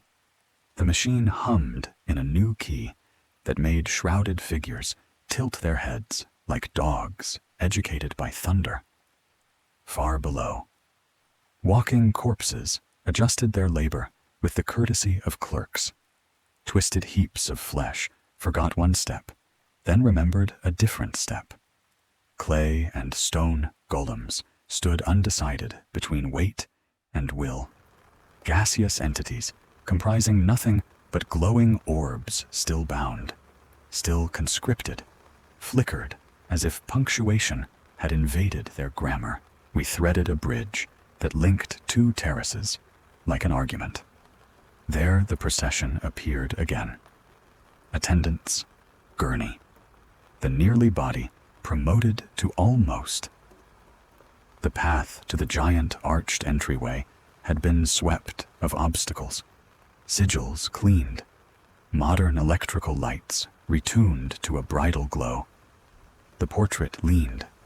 The neck seemed to extend. The head opened like the bulb of a flower, revealing something horrible within. And the room took a breath the size of history. I stepped into the aisle with my chalk and drew a square around my shoes. "You cannot have what stands in a sentence," I told the hall, and turned the square into a paragraph. The attendants shifted, unwilling to step on handwriting. My grandfather took the mirror shard and angled it so the portrait reflected itself back to itself. For a moment, the colors began running into one another without direction, and the perpetually shifting hesitated. like a singer hearing her voice played back wrong. The gurney paused. A wheel chose to squeal. The house did the math anew. Then a voice I had not heard, deeper than to return, and wider than eternal mission, spoke without sound. Knowledge is obedience. Delay is ignorance. Serve correctness. It slid through my skull like an extra thought I hadn't ordered. I understood. Suddenly, the seduction to believe that tidiness is a virtue even when it hurts people. No, I said aloud. Knowledge is attention. Service is care. Correctness is a choice. The hall disliked definitions. The voices swelled and tried to quote my grandfather against me. How futile it is. He solved the problem by becoming a problem. He stepped into the aisle and dropped to his knees, not in worship, but in wait. The attendants stalled. In that pause, I scattered chalk like grain. Lines multiplied. Bridges and stairs acquired zigzags that offended procession. I slid the gurney half a pace toward a modern workbench whose complicated machinery and contraptions were required by protocol to be respected. Ritual bowed to regulation. The moment deflated, like a lung deciding against speech. Go, my grandfather said. Breath like paper. I can hold an error longer than you can carry it. I wanted to lift him. I wanted to break the rules I was writing. Instead, I obeyed the craft. I left another vellum slip that read, reschedule, and walked. Not fast, never fast, to the spiral staircase. Behind me, the grand hall recalculated rage into routine. Ahead, stale, moist air joined with fresher notes. I climbed until the dim light forgot its lesson. At the giant hardwood door, I pressed my palm to carvings that had learned to tolerate me. I will be late again, I promised. The house, made of centuries, of wings, of endless rooms, all interconnected, listened. I think it understood that lateness is also a kind of faith. I slept a night that practiced being several. In one, I returned to London and taught a course titled Architectures That Persuade. In another, I lived in a cottage whose roof asked for stories about rain. In the truest of them, I woke with chalk in my hair and a plan in my mouth. Teach boredom to the sacred. I returned at noon out of spite. Ritual expects twilight. The tender countryside droned with insects that believed in afternoons. In the grand vestibule, I set a stool and opened a ledger like a clerk. When my footsteps echoed on the polished marble floor, I wrote attendance taken. The house indulged the joke by letting me pass. This time, I did not go straight down. I detoured through alcoves, presenting trophies and artifacts, touched Venetian masks, and told them they looked tired, admired German wood cuttings as if I were late for a train, counted Mesopotamian vases as if inventory were prayer.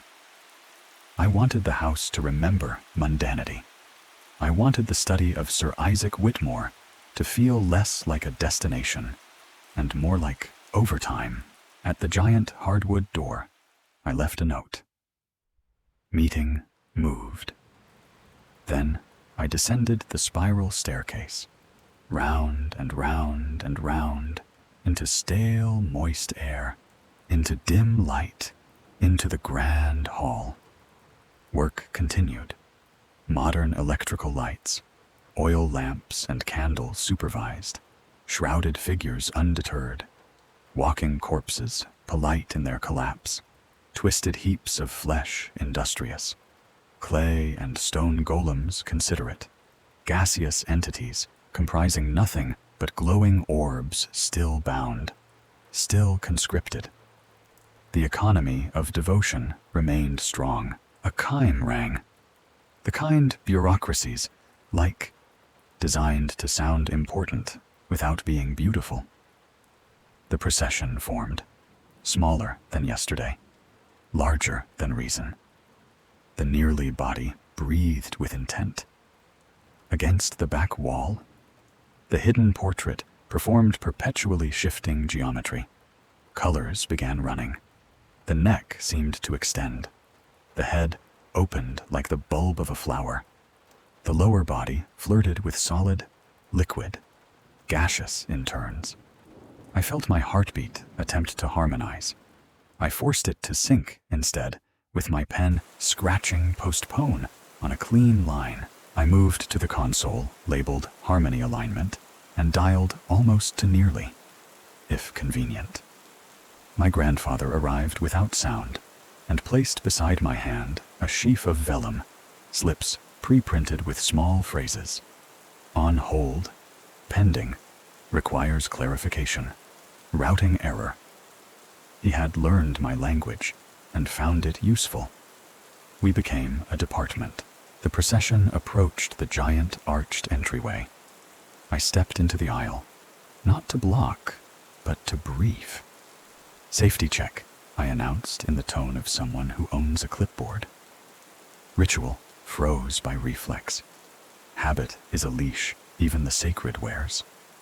"We have complicated machinery and contraptions adjacent to open flame," I said, pointing at oil lamps and candles. "Unprotected tanks and vats in which things are growing. Possible aerosolization. Ancient tome at risk of disgusting liquids," I added, motioning toward a table as if glossy with spills. Heads turned that had no faces. I handed slips. "Requires ventilation. Secondary containment. Spill kit missing." The attendants accepted paperwork like weather.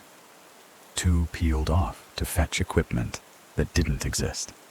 3 adjusted, nothing with seriousness. The rest waited in a posture so perfect it called itself obedience. The portrait did not like paperwork. The voices pressed to return, to serve. Eternal mission, harder, as if volume could be virtue. I filed the pressure under complaints received, but boredom alone could not hold the line. The nearly body strained. The portrait's threshold breathed like a mouth practicing its first name. I needed an interruption holy enough to be tolerated, small enough to be confused with necessity. "Grandfather," I said, and he understood without words. He shuffled to the console where harmony alignment hummed and began a very old ritual disguised as a new one. He sang in a language older than any known to man, not loudly, not for effect, but like a man tuning a room to humility. The sound traveled along bridges and stairs, a mad network of memory vibrating. It was not the forbidden rituals I had seen in dreams, not sorcerers or alchemy. It was attention given shape. The hall made room for it, because even engines permit maintenance. While he sang, I walked the perimeter with my chalk and wrote ordinary words in extraordinary places. Later on a lintel, again on a railing, weight on a gurney wheel, after on the underside of a table. Knowledge bent around them differently.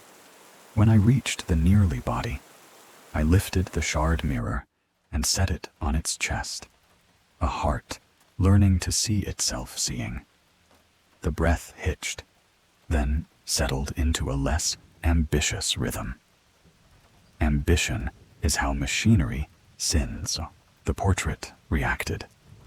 Colors began running into one another, then arranged themselves into a pattern I recognized from the kaleidoscope. Not a failure, but a geometry of options. The perpetually shifting attempted to choose all options at once, and, failing, chose none. The voices tried a new tack. How futile it is. But the phrase had lost authority by repetition. It sounded like a memo, a crack, like a sigh traveled through the hall. Not structural, procedural. Someone, something, had put a process on hold. The attendants looked at one another as if remembering they were colleagues. One set down a tool and rubbed a wrist that didn't ache. Another straightened a robe as if to be seen. Delay became culture. We did not win. That word does not belong here. But the house wrote a longer number next to reschedule. The giant arched entryway kept its mouth closed, if only to reconsider vowels. The nearly body grew bored enough to nap.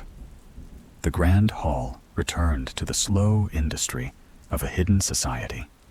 Disappointed and dutiful, I turned to my grandfather. He was listening to the echo of his own note fading between stones.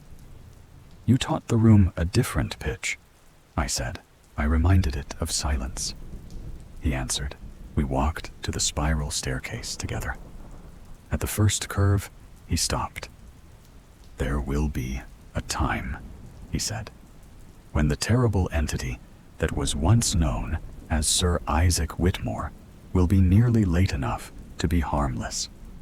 That is the time we must be precisely late. How will we know? We will feel ordinary." I climbed. At the giant hardwood door, I looked back once and saw the hidden portrait, unremarkable as paint, that forgot to dry. It will remember again. So will I. Outside, hedges rehearsed wind. A crow argued with itself on a wall. I sat on the step, chalk streaked and ash salted, and began the next letters. To archives, to professors, to anyone who keeps calendars. Teach your schedules humility. I wrote, make room for errata. And to the house I wrote, for the 1,000th time and the first. All I can do is share these mad, incoherent ramblings. This warning most will discard as the words of a madman, and keep coming back, wrong enough to matter. Ordinary arrived, wearing my coat. I woke without dreams, and watched the window fail to be a door. This is the dangerous piece, I thought. The hour when lateness feels like a habit, and habit asks to be worshipped. I packed a pencil, a spool of red thread, and a pocket notebook, already tired of being brave. The tender countryside let me pass again. Hedges rehearsing patience. Dustwall Manor was a place of architectural madness, but it pretended to be only large.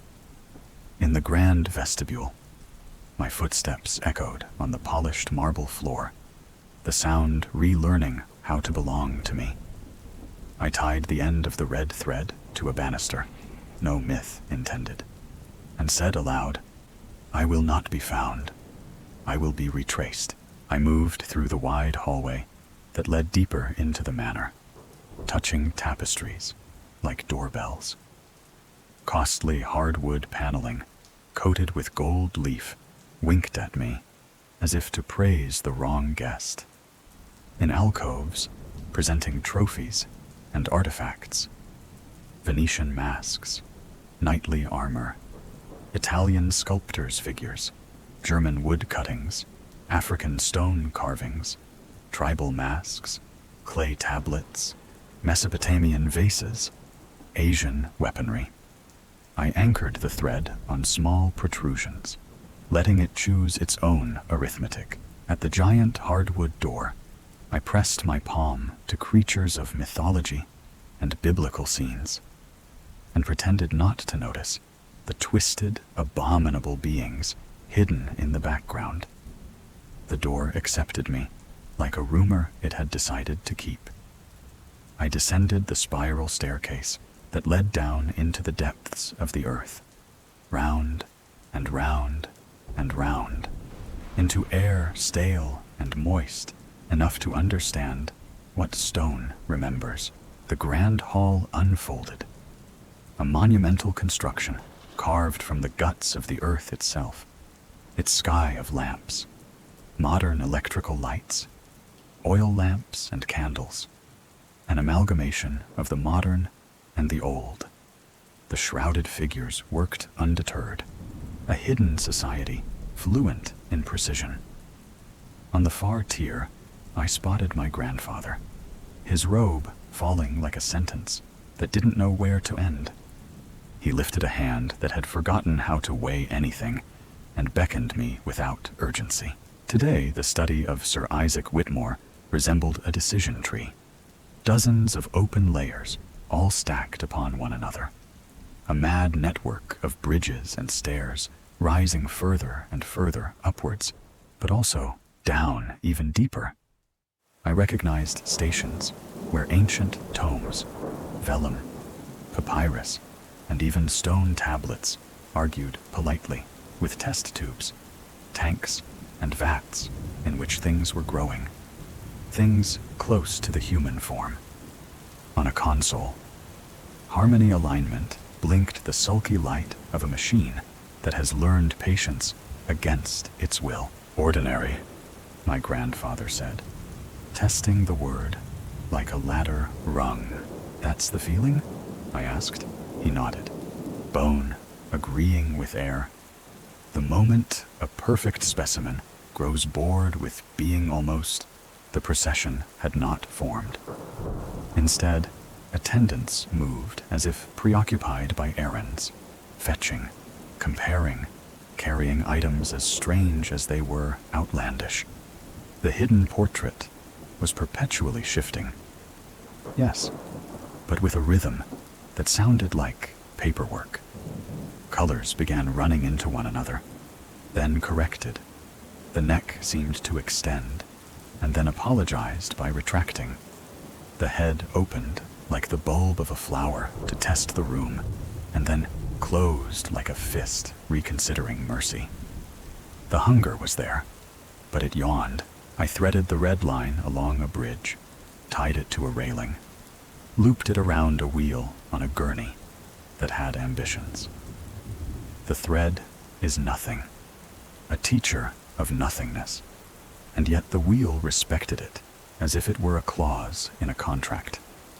I moved to a bench and labeled jars with adverbs. Almost, nearly. Later. Again. Knowledge took the labels with only a little pride wounded. I set a page from De Fo Animalium beneath a beaker and watched the text perspire into breeding of domesticated answers. Language remained my accomplice. The voices massed, to return, to serve, eternal mission. But the timbre had changed. Not command, but reminder. No one forgets, I said. We are choosing not to hurry.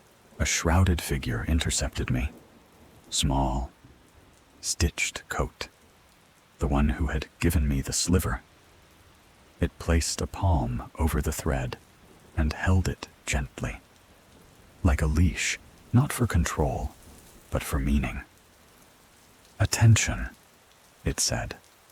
The word our craft prefers to any synonym of faith. Then the nearly body arrived. Not borne by 9 this time, but guided by 3, as if humility had become procedural. Its chest rose with a rhythm I could like if I were careless. The route to the giant arched entryway was clear, save for the thread that drew a child's line across an adult's purpose. I stepped into the aisle and lifted my pocket notebook. Minutes, I announced. The hall disliked the word. You could feel the architectural wince. But clerks cannot resist minutes. Even tyrannies have stenographers. I began reading what I had not yet written. Item 1. The complicated machinery and contraptions require recalibration. Item 2. Oil lamps and candles adjacent to volatile processes. Item 3.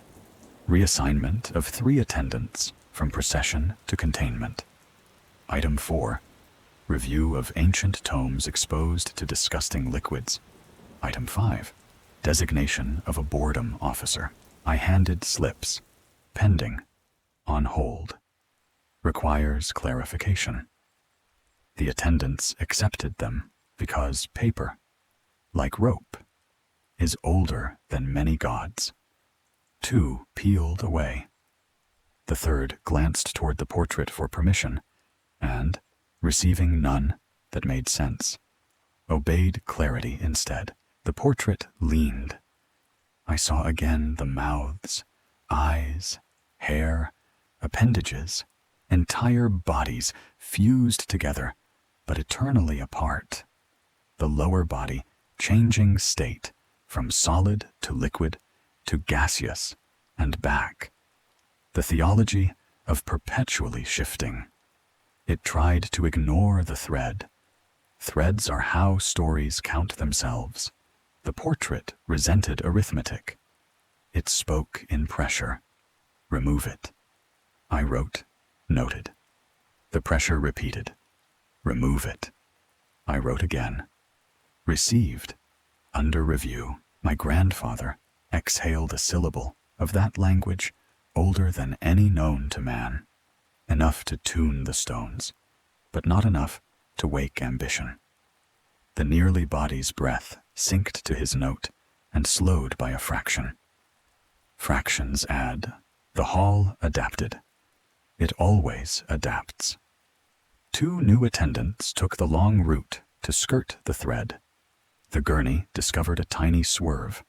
The bridges and stairs hummed alignment. I eased the mirror shard from my pocket and set it at an angle so the hidden portrait could watch its own hesitation hesitate. Colors began running and ran into their own running. The stutter pleased me more than it should have. Enough, I whispered to myself, because greed is also a ritual. I lifted the thread from the wheel, tied it higher, and affixed a vellum slip to the gurney. Routing error. The attendants paused, consulted an absence of maps, and chose to do nothing with great dignity. Go, my grandfather said softly. Ordinary is fragile. We walked to the spiral staircase. At the threshold, he touched the thread with a ruined finger, and the red brightened. Not color, but consequence. If anyone follows it up, he said, they will learn to leave. Will you? I live here, he said. I will practice being late. I climbed, drawing the thread after me until it snapped with a sound like a small rule forgotten. In the grand vestibule, I tied the end to the banister again and cut it loose. Let the house keep a piece of my refusal. Outside, the sky practiced weather. I sat on the steps and wrote in the notebook's margin. Boredom officer appointed. Minutes approved. Then I closed the book and let an ordinary breeze be extraordinary by doing nothing at all. Then I spent a week teaching my hand to write slower than my heart.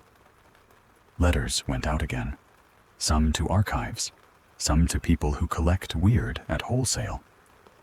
I asked them to make room for errata, to mistrust completion dressed as destiny. I practiced the sentence.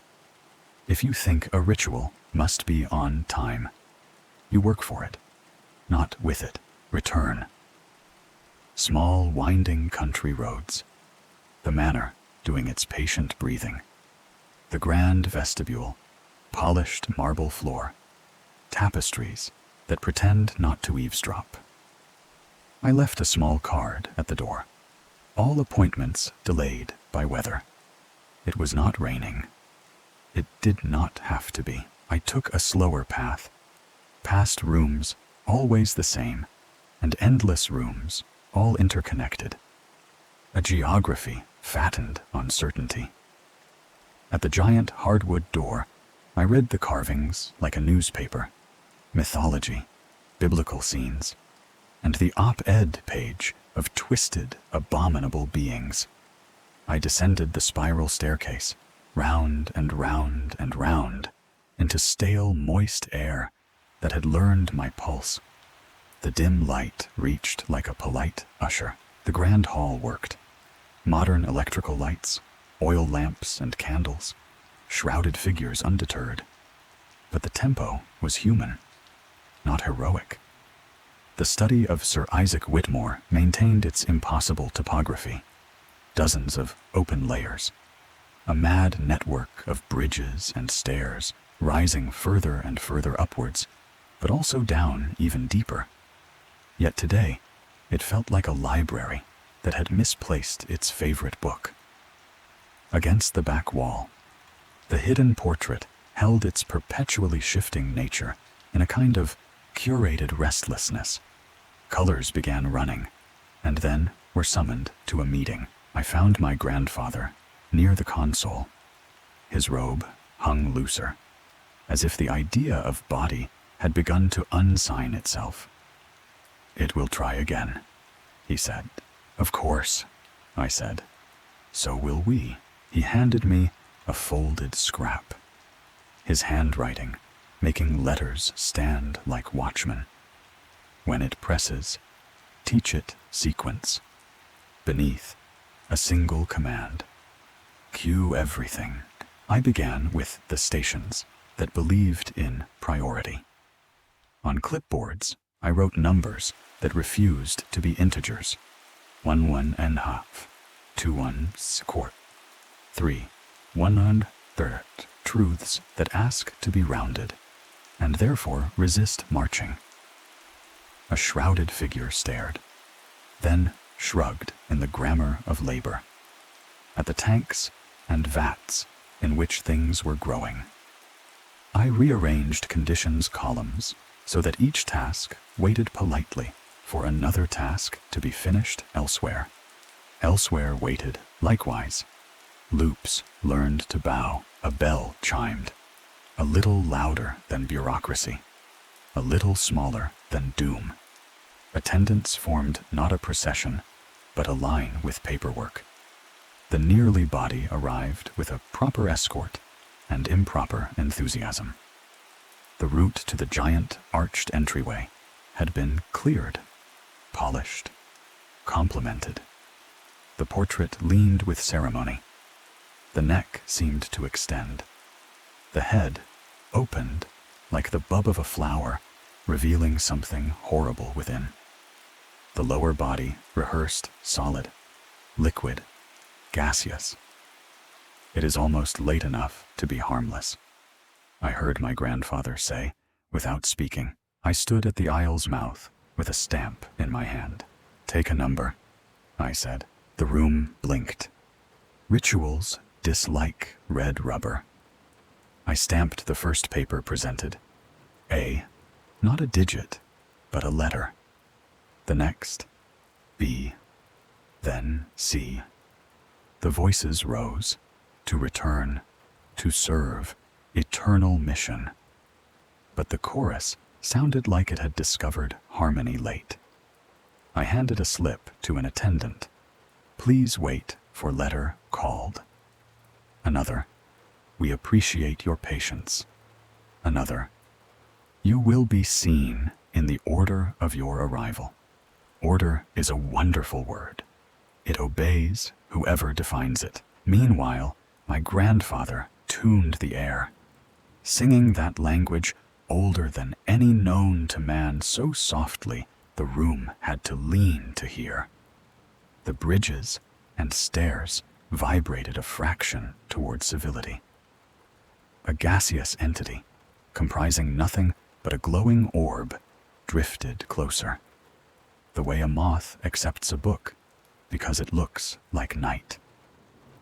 Walking corpses, adjusted posture, twisted heaps of flesh, practiced waiting. Clay and stone golems looked almost grateful for instructions that did not require ache. Letter A, I called. The escort checked itself. Was it A? It had always been 9, then 7, then 9 again. Numbers felt betrayed. Identity is lazy arithmetic. Letter B, I said. Somewhere, a modern electrical light hummed with administrative sympathy. Letter C. By letter D, the portrait was listening the way predators listen to rain. It tried a counter-move. Colors began running into one another. Shapes extended and retracted, perpetually shifting toward an impatience that dripped like mercury. The pressure returned. Knowledge is obedience. Delay is ignorance. I stamped another paper. Received. I stamped the next. Under review. I stamped my own palm. Pending. The ink cooled my skin like a minor truth. Then the important thing happened and looked like nothing. The nearly body yawned. It is indecent to adore boredom. But I did.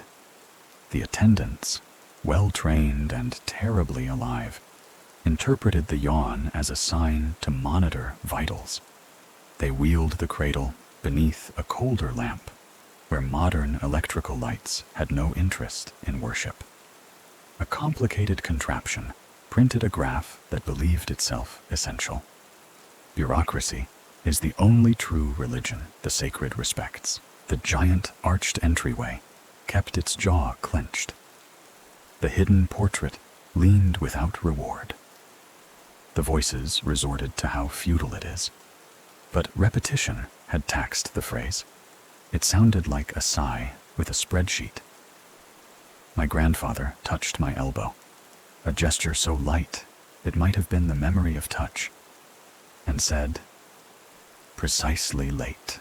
We stayed until late became later, then later again, until after lost interest.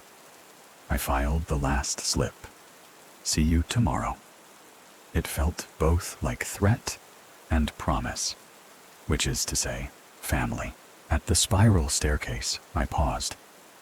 When the time comes, I said. When it is nearly harmless, how will we make it entirely? He looked toward the back wall, where paint remembered being sea. We will tell the world, he said. Not in headlines, in habits, I understood. We would teach lateness as etiquette, in schedules, in hospitals, in schools, in bureaucracies, polite enough to be powerful. We would seed the earth with cues. I climbed, leaving a small stamp on the doorframe. Return ticket issued. Outside, evening had left the price of its colors on the hedges. I walked to the car and wrote the first of many public prayers disguised as memos. Postpone the inevitable. Let the necessary arrive late and gentle. Let portraits learn boredom and stay hungry. Let houses that persuade be persuaded by the smallest wrong step. Let all be lost. Eventually, I drove away, believing what I had not believed when this began, that we were created for a single purpose. Yes, but purposes can be stretched until they fray. And fraying is sometimes freedom. I learned to export lateness. I mailed out kits in plain envelopes, chalk, stamps, a short manual titled How to Move Like an Unhurried Clock. Friends wrote back from cities and farms, from ferries and waiting rooms, saying the same thing. The world permits patience when you make it official. I collected their stories the way a weather station collects wind. Then I returned, because exporting without returning is theory. And this house eats theory for breakfast. The tender countryside rolled by with the courtesy of a road that remembers hooves. In the grand vestibule, My footsteps echoed on the polished marble floor, a sound that had become my oath. I passed the tapestries and the costly hardwood paneling coated with gold leaf, nodded at Venetian masks, knightly armor, German wood cuttings, Mesopotamian vases, and followed the corridor that led deeper into the manor to the one door that never stops being a threshold. The giant hardwood door, carved with creatures of mythology and biblical scenes, where twisted, abominable beings still smiled like bad footnotes down the spiral staircase, round and round and round, into air stale and moist, until the dim light found my face, and the world became a monumental construction carved from the guts of the earth itself. The grand hall opened, modern electrical lights, oil lamps and candles, an amalgamation of the modern and the old. Shrouded figures moved undeterred, the hidden society that never clocks out. Somewhere among them, my grandfather carried his robe like a permission slip that had outlived its purpose. The study of Sir Isaac Whitmore was busy with its impossible logic.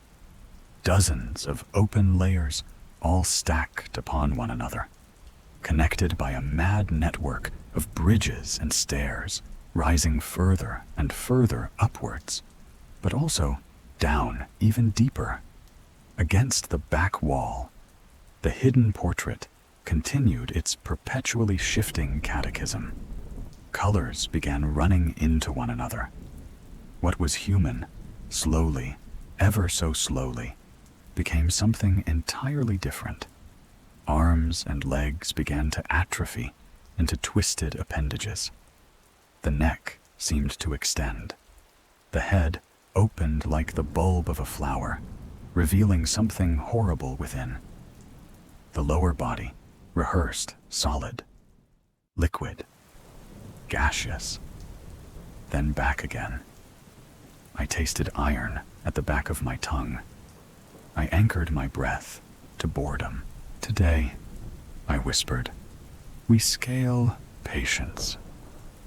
I unpacked a small handset, the sort used by people who love radios, and tuned to the hour no one owns, the after-lunch hush. I spoke softly, the late-night voice taught by loneliness. If you can hear me, I said, draw one line where a circle expects itself.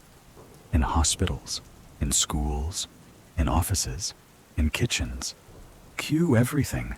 Teach the sacred how to wait. No electricity bridged my voice to stone. And yet, the bridges and stairs answered with a shiver. A shrouded figure paused, then resumed, with dignity wounded. Walking corpses adjusted tempo. Twisted heaps of flesh remembered a step too soon, and then waited on purpose. Clay and stone golems became custodians of pause. Gaseous entities, comprising nothing but glowing orbs, hovered. Still bound, still conscripted. As punctuation, my grandfather appeared at my side. I hear them, he said, and I knew he meant the world above. Clerks stamping, students numbering pages by letters, nurses asking machines to take a number. He tilted his ruined head toward the portrait. It hears them too. The voices swelled. To return, to serve, eternal mission. But the chorus had lost a measure. It sounded like a train delayed by honesty. The hidden portrait leaned, or the wall behind it did. And for the first time, the colors began running in patterns I recognized not from kaleidoscope or dream, but from sidewalks. The rhythm of a cue. We had synchronized boredom across a distance. The procession formed, modest and proud. 5 attendants, a cradle with a nearly body, whose chest rose as if rehearsing for breath. The route to the giant arched entryway had been swept of discourtesy. Protocol pinned stars to itself. This is the moment, I thought, when delay becomes design, or breaks under repetition. I stepped into the aisle and held up a sheet of vellum pre-printed with administrative spells. Pending requires clarification. Routing error. Reschedule. Safety review, I announced. Complaints logged. Minutes to follow. The attendants accepted the slips as if they weighed less than obedience. The nearly body exhaled, a soft surrender to procedure. The portrait disagreed. Mouths, eyes, hair, appendages, entire bodies fused together, but eternally apart, spasmed toward decision. The neck seemed to extend. The head opened like the bulb of a flower. The lower body chose liquid long enough to wet the air with intent. Then something unprepared for by ritual happened. People above answered back. The radio hissed and filled with stories. A courthouse where the docket learned to be kind. A customs line where a guard taught patience by example. A class where roll call was a lullaby. The noise of ordinary poured down like water through stone. The house flinched. A seam opened near the complicated machinery and contraptions. A joint that had always been there and had always been ignored. Steam sighed. An attendant turned to fix it, because fixing is a faith that ignores goods. The procession hesitated. The portrait pushed pressure into my skull. Knowledge is obedience. Delay is ignorance. And I answered with a pen stamped under review across the air between us. Words are weak. Paperwork is stubborn. My grandfather began to sing in a language older than any known to man. The smallest note enough to keep the room from making a decision it would regret. The bridges and stairs learned harmony. On my signal, 3 world-weary clerks in different towns placed staplers on different forms at the same borrowed second. Timing is a leash if you hold it lightly. The nearly body yawned, and again, the attendants, brilliant in their training, wheeled it beneath a colder lamp where modern electrical lights had no interest in worship. Monitors obeyed. Charts filled their lungs with lines. The giant arched entryway remained an unvoiced vowel. The hidden portrait, perpetually shifting, fell into a stutter it could not style as sacred. How futile it is! The voices tried, and even my fear rolled its eyes. I walked the perimeter and placed small, wrong labels where belief expected nouns. Answer on a broom, question on a scalpel, later on a clock, again on a door. Knowledge adapted with the good manners of a system that wants to function. Function is how we negotiate with horror. I thought, go, my grandfather said. Take this quiet with you. We reached the spiral staircase. I looked back at a room, busy with not arriving. The grand hall did what it has always done, persisted. The hidden portrait sulked in spectra. Above, the world learned to wait beautifully. I climbed, carrying a silence that felt like a tool. I started a broadcast that wasn't a broadcast. Late notes tucked into everyday rituals. On buses, a driver waited the extra breath before closing the doors. In offices, someone stamped pending with affection. In kitchens, timers rang and were ignored kindly. I collected these micro-liturgies and sent them down the nearest crack. The gap under a cellar door, the seam of a church floor, the cuff of an old coat. Patience travel if you give it small shoes. Then, as if to test a theorem, I returned again. The grand vestibule opened its page of marble, and I signed it with my footsteps. The wide hallway read me back with tapestries, gold leaf, and memories that knew how to mind their manners. I touched the giant hardwood door and let mythology, biblical scenes, and twisted, abominable beings pass their judgment. Down the spiral staircase, round and round and round, each turn a lesson in returning without obeying, into stale, moist air and dim light, to the grand hall where modern electrical lights, oil lamps and candles made an arrangement polite enough to hold a storm. The study of Sir Isaac Whitmore expanded like a lung, deciding on a story. Dozens of open layers, all stacked upon one another. A mad network of bridges and stairs rising further and further upwards, but also down even deeper. Against the back wall, the hidden portrait rehearsed perpetually, shifting, with the confidence of a creature that had never truly been told no. Colors began running into one another. The neck seemed to extend. The head opened like the bulb of a flower, revealing something horrible within. Arms and legs began to atrophy. Twisted appendages made a case for themselves. The lower body shimmered through solid, liquid, and gaseous, like a resume. "Listen," my grandfather said, and I did. The room had a new sound, paperwork breathing. The attendants held complicated machinery and contraptions the way accountants hold pens.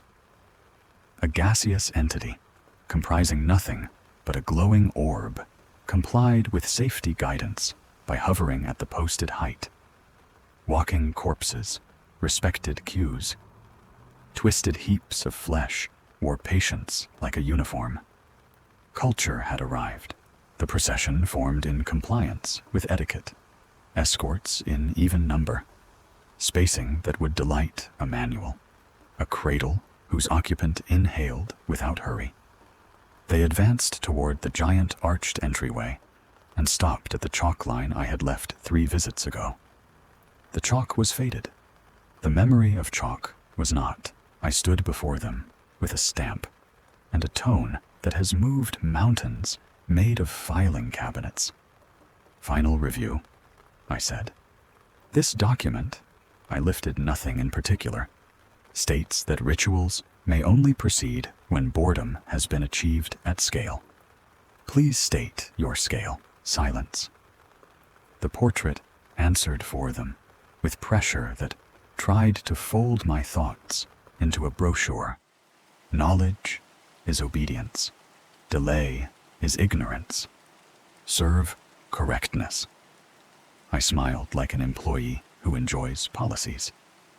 "Correctness is a cue," I said. "You are welcome to wait in it." It tried how futile it is. I replied by handing the phrase a number and telling it to sit. It sat where numbers are obedient, which is to say, in the imagination. Then the edge arrived. The near harmless moment my grandfather had promised. The perpetually shifting grew indecisive. Colors began running without confidence. The neck extended and then deferred. The head opened and immediately felt self-conscious. The lower body hesitated at solid, as if a chair had been offered. The nearly body expressed something like a sigh. "Precisely late," my grandfather breathed. "Now what?" I whispered. He placed a ruined finger on a console lever I had never seen moved. A plate read, "Ordinary override. We give it more of what we have taught," he said. "We drown hunger in habit." He lowered the lever. Nothing exploded. A bell chimed, modest, municipal. Across the bridges and stairs, attendants adopted postures for a drill, inventory, inspection, intermission, ancient tomes, vellum, papyrus, and even stone tablets were cloaked against dust. Test tubes, tanks, and vats in which things were growing put into on-hold modes, conditions logged, signatures witnessed. The grand hall became a workplace that loved its procedures. The portrait faced a force it did not recognize because it could not dominate it. Ordinariness scaled. A tremor of refusal passed through the room. The voices surged, not only to return, to serve eternal mission, but a newer plea: let me be exceptional. The plea broke against the wall of protocol with the soft sound rules make when they hold. The giant, arched entryway stayed mouth closed. The cradle backed away to a colder lamp where modern electrical lights had no interest in worship. Monitors printed boredom. I wanted to frame the graphs. I turned to my grandfather. Is it over? Nothing is over, he said gently. But something is ordinary. The word rang like a key in a lock. Around us, shrouded figures stood a fraction taller. Not proud, exactly, but relieved. A clay and stone golem tightened a bolt with ceremony.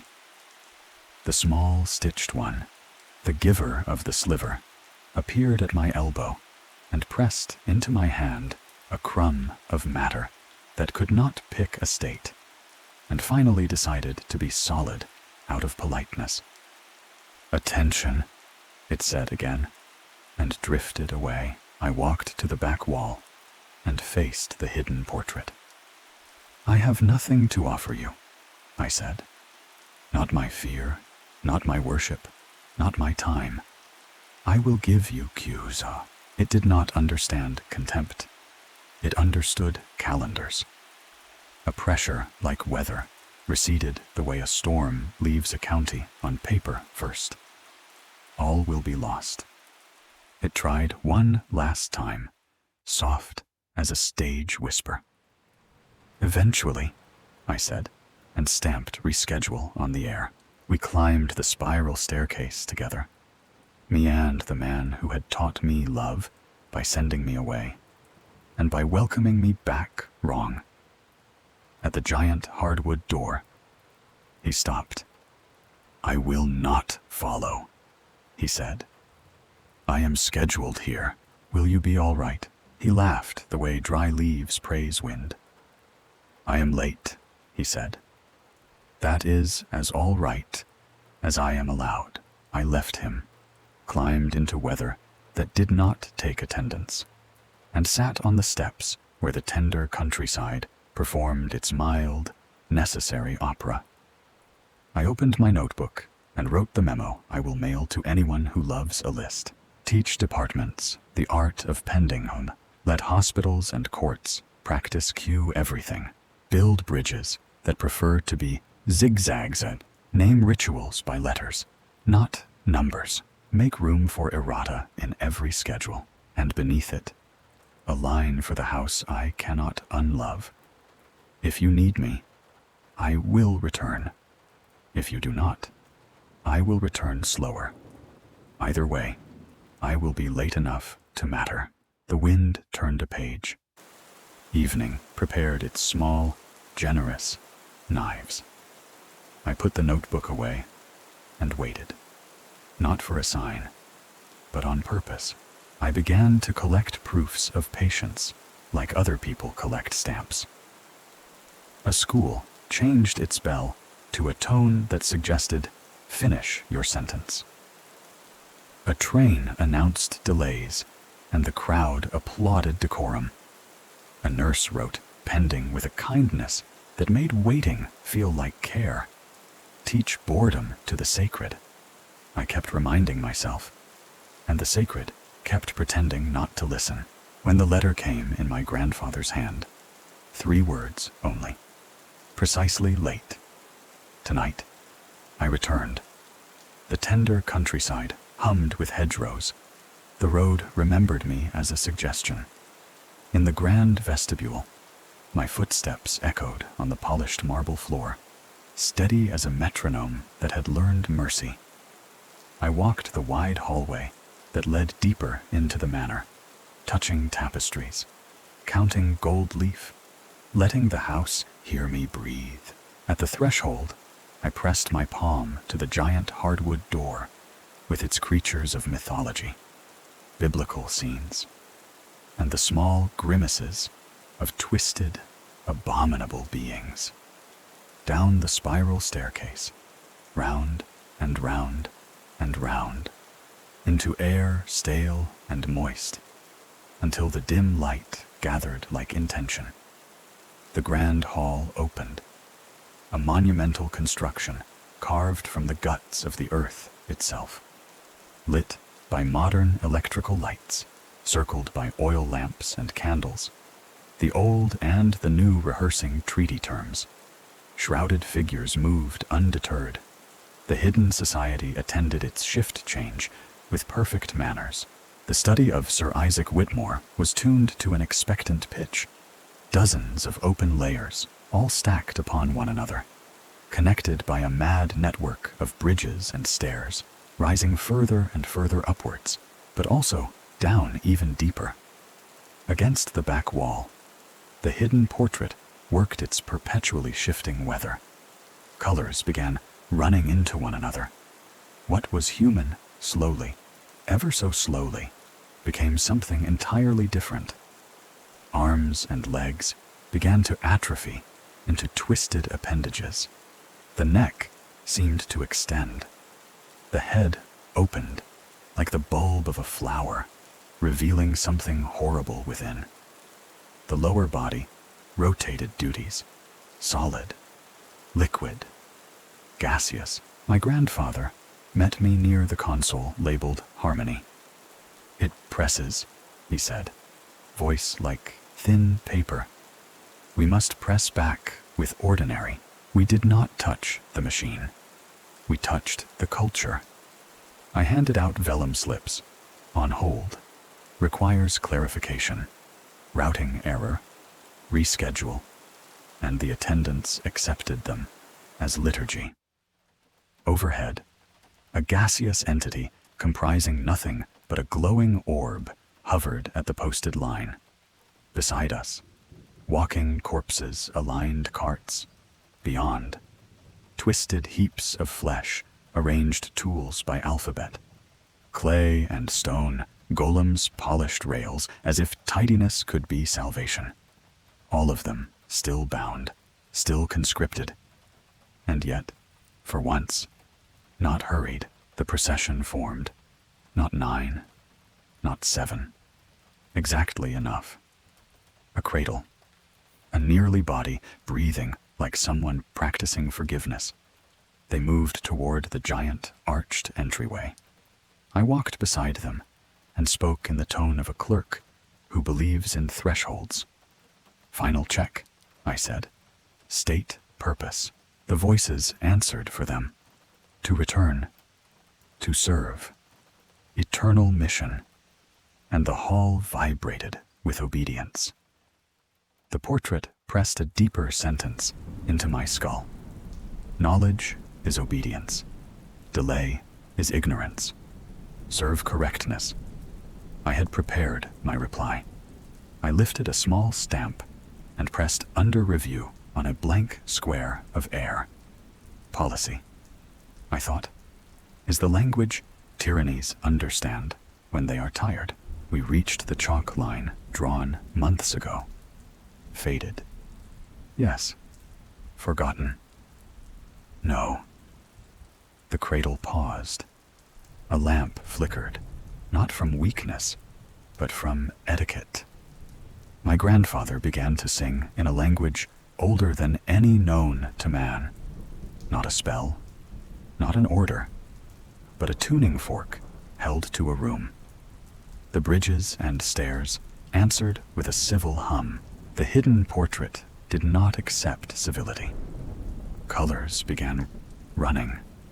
The neck seemed to extend. The head opened like the bulb of a flower, and the lower body lunged for solid with the greed of a verdict.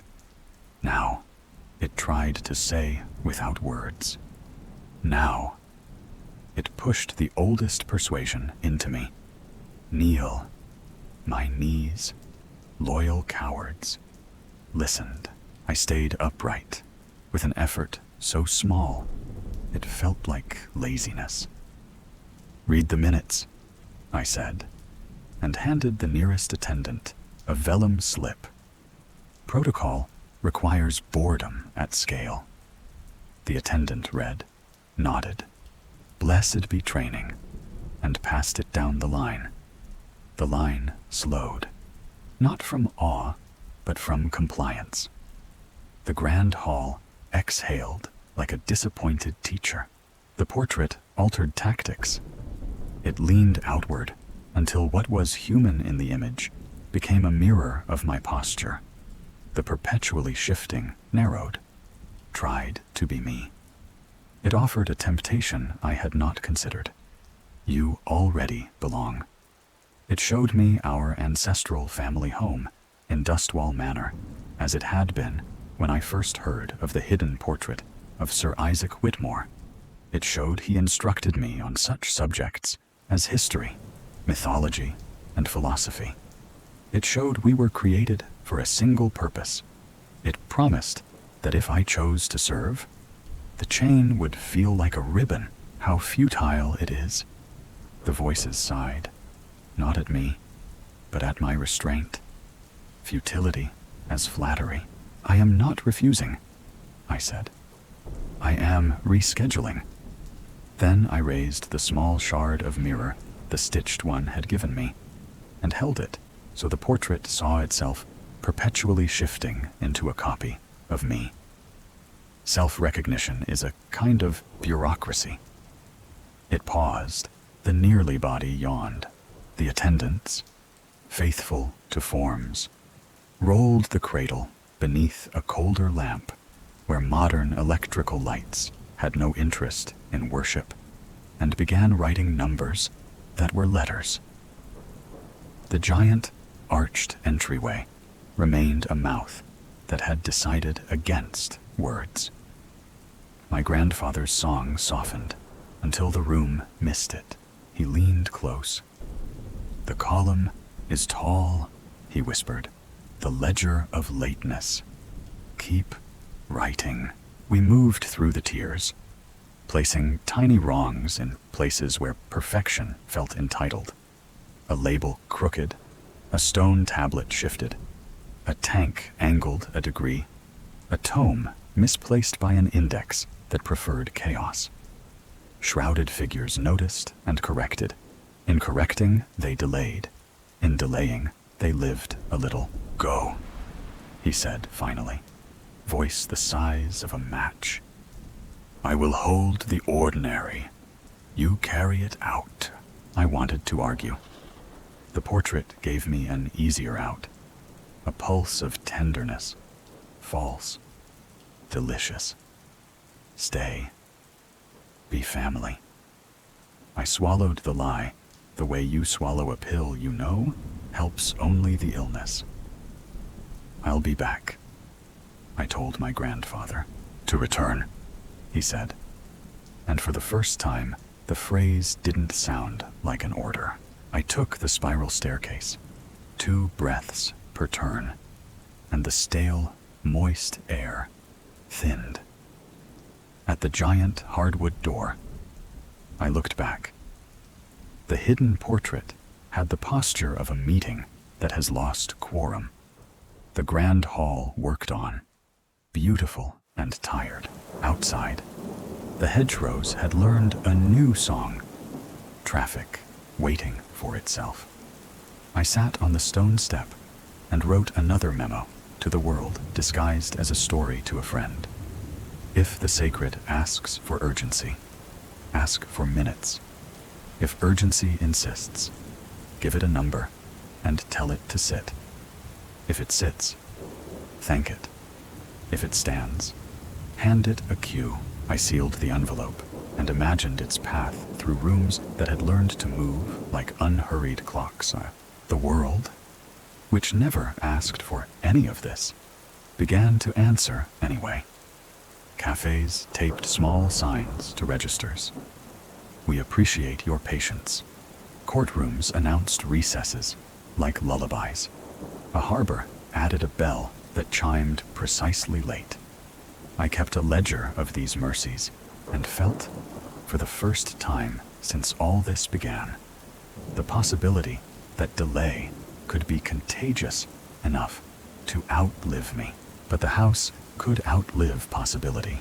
I returned once more, not because I wanted to, but because calendars are promises we make to rooms. The grand vestibule met me with polished marble and that forgiving echo of my footsteps. The wide hallway tested me with tapestries and gold leaf. I passed the alcoves, presenting trophies and artifacts, bowed to Venetian masks, knightly armor, clay tablets, Mesopotamian vases, and greeted the giant hardwood door like a clerk greeting a safe. Down the spiral staircase, round and round and round, into stale, moist air and dim light, until the grand hall bloomed. Modern electrical lights, oil lamps and candles, arrangements agreeing to disagree. The study of Sir Isaac Whitmore held its impossible dozens of open layers, its mad network of bridges and stairs rising further and further upwards, but also down even deeper. Against the back wall, the hidden portrait looked less like appetite and more like administration. Colors began running into one another, as if changing departments. The neck seemed to extend to reach a meeting. The head opened like the bulb of a flower to take minutes. The lower body filed itself as solid, then liquid, then gaseous, depending on policy. My grandfather waited by the console.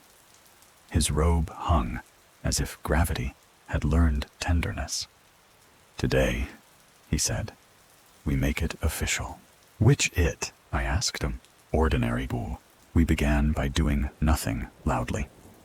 I stood where the procession prefers to be beautiful, and checked a clipboard that didn't exist. He sang in a language older than any known to man, at a volume that suggested privacy. The attendants adjusted to our absence of urgency with professional pride. A gaseous entity, comprising nothing but a glowing orb, drifted into a still bound, still conscripted hover, and seemed almost content. Then the portrait grew clever. It used the oldest social trick, hospitality. The image clarified. What was human, slowly, ever so slowly, became something entirely different. Yes, but along a path that passed through me. The boy in our ancestral family home in Dustwall Manor. The student who attended King's College London. The man who longed to return to the ancient walls of Dustwall Manor. It created a collage of my obedience and hung it where my heart would see it. I let it play. When it reached the slide labeled, "We were created for a single purpose," I nodded. "True," I said, "and purposes can be stretched." I showed it my ledger. Hospitals, schools, ferries, offices, kitchens, minutes stamped, cues taught, boredom loved. For a second, the perpetually shifting faltered. Colors began running in patterns that looked like public transit. The voices tried the old argument.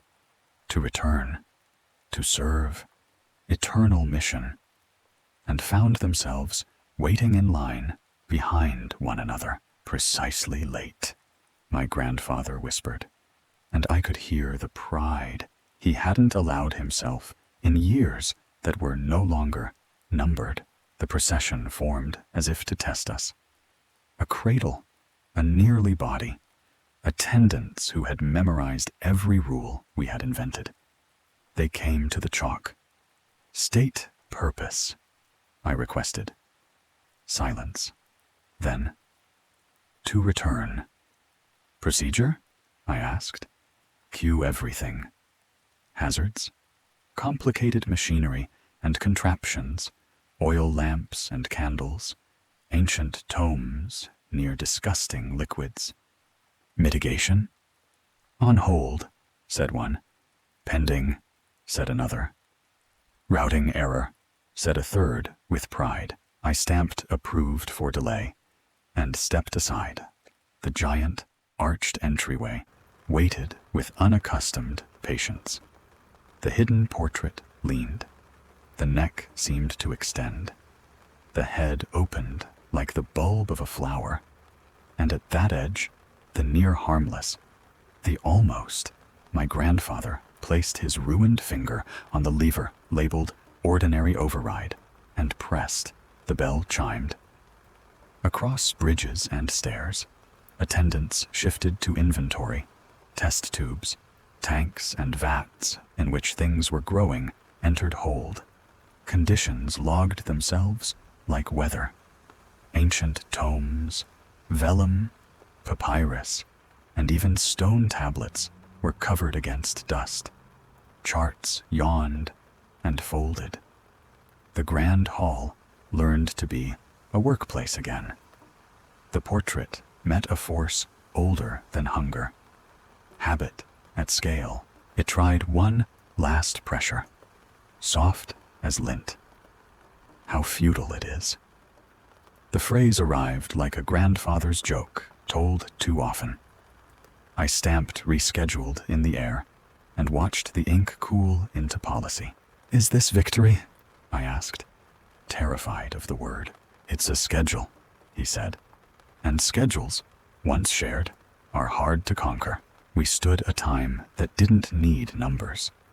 The nearly body slept so convincingly that compassion felt like compliance. I touched the edge of its cradle and whispered what I had whispered to myself many times. "You may wake when boredom is safe." My grandfather took my wrist. His grip was lighter than a bookmark. "You will leave now," he said. "You will not come back until you have taught enough doors to hesitate." He looked toward the hidden portrait, which sulked with bureaucratic charisma. "It will learn other tricks, teach the world better ones." I wanted to promise heroics. I offered memos instead. "I will send minutes," I said. "I will send chalk. I will send stamps." "And stories," he said. They traveled deeper. We climbed the spiral staircase together. 2 tempos in one body of stone. At the giant hardwood door, he stopped. "I am scheduled here," he repeated. But his tone learned something tender from the word. I reached to adjust his hood, then remembered there was no face that needed arranging. Outside, the tender countryside wore evening like a notebook margin. I sat on the step and wrote the ending I could live with. "If you find a house that asks you to hurry, teach it to take minutes. If an image demands worship, hand it a number and tell it to wait. If a lineage says all will be lost, answer, eventually, after we are done being late together." I sealed the page, and as I did, a wind from beneath the world came up not to threaten, but to fill away the day. The door behind me breathed, bored and alive. I walked to the road where hedges learn gossip from crows, and I carried ordinary like contraband. I treated ordinary like contraband and trafficked it in broad daylight. Postmasters agreed to misplace urgency with courtesy.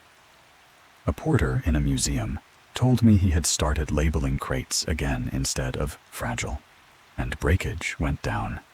The world loved its new hobby. queuing as kindness. I kept a ledger of these acts, because ledgers are how boredom brags. And then I felt the tug, not a summons, a counting. The house was balancing its books. I returned, carrying with me nothing theatrical, 2 sticks of chalk, 3 vellum slips pre-stamped pending, and a pocket mirror with a crack through the sky. The tender countryside behaved. Dustwall Manor was a place of architectural madness, but the hedges bowed as if greeting an old policy. In the grand vestibule, my footsteps echoed on the polished marble floor with the modesty of a clerk. Tapestries overheard me. Costly hardwood paneling, coated with gold leaf, admired itself. Alcoves presenting trophies and artifacts, Venetian masks, knightly armor, Italian sculptures, German wood cuttings, African stone carvings, tribal masks, clay tablets, Mesopotamian vases, Asian weaponry, kept still. I walked the wide hallway that led deeper into the manor and thanked every door for its patience. At the giant hardwood door, I read the carvings like a prayer I no longer feared. Creatures of mythology, biblical scenes, and, still smirking, twisted, abominable beings hidden in the background. Down the spiral staircase, round and round and round, into stale, moist air and light, to the grand hall, a monumental construction carved from the guts of the earth itself, lit by modern electrical lights, warmed by oil lamps and candles, the amalgamation of the modern and the old that had learned to file reports. The tempo had changed. Shrouded figures were undeterred. Yes, but their movement had learned to prefer checklists. Walking corpses rolled carts with procedural grace. Twisted heaps of flesh logged inventory. Clay and stone golems audited railings. Gaseous entities, comprising nothing but glowing orbs, hovered at posted heights, still bound, still conscripted. Somewhere my grandfather existed, at the pace of a late bell. I crossed a bridge into the study of Sir Isaac Whitmore. Dozens of open layers, all stacked upon one another. A mad network of bridges and stairs, rising further and further upwards, but also down even deeper, and stood against the back wall where the hidden portrait rehearsed defiance. Colors began running into one another. What was human, slowly, ever so slowly, became something entirely different. Arms and legs began to atrophy into twisted appendages. The neck seemed to extend. The head opened like the bulb of a flower, revealing something horrible within. Lower body stuttered, solid, liquid, gaseous, perpetually shifting. It pressed the sentence into me that it always pressed. Know me, obey me. I lifted the mirror, and it met itself with poor manners. Report, my grandfather said at my shoulder, voice almost paper. We've taught hospitals to hesitate, and ships to apologize, I said. Classrooms say again before begin. The world is late on purpose, he nodded. Then the portrait will grow clever. It did. It tried hospitality again, but with a new garnish, mercy. Images flickered. Our ancestral family home in Dustwall Manor. A boy who was never allowed to roam the endless halls of Dustwall Manor unsupervised. A man who longed to return to the ancient walls of Dustwall Manor. A student who analyzed the workings of the world at large. A grandson told we were created for a single purpose. Let me relieve you. The pressure said, No more schedules, only belonging. Belonging is fast, I thought. Family is a short hallway, I answered with chalk and vellum. On the floor, before the giant arched entryway, I drew a grid of small boxes and stamped them randomly. On hold, requires clarification. Routing error, reschedule. I wrote Q everything where it had to look away to avoid seeing the procession formed. But even processions get tired. The nearly body arrived with an expression like a clerk on a break.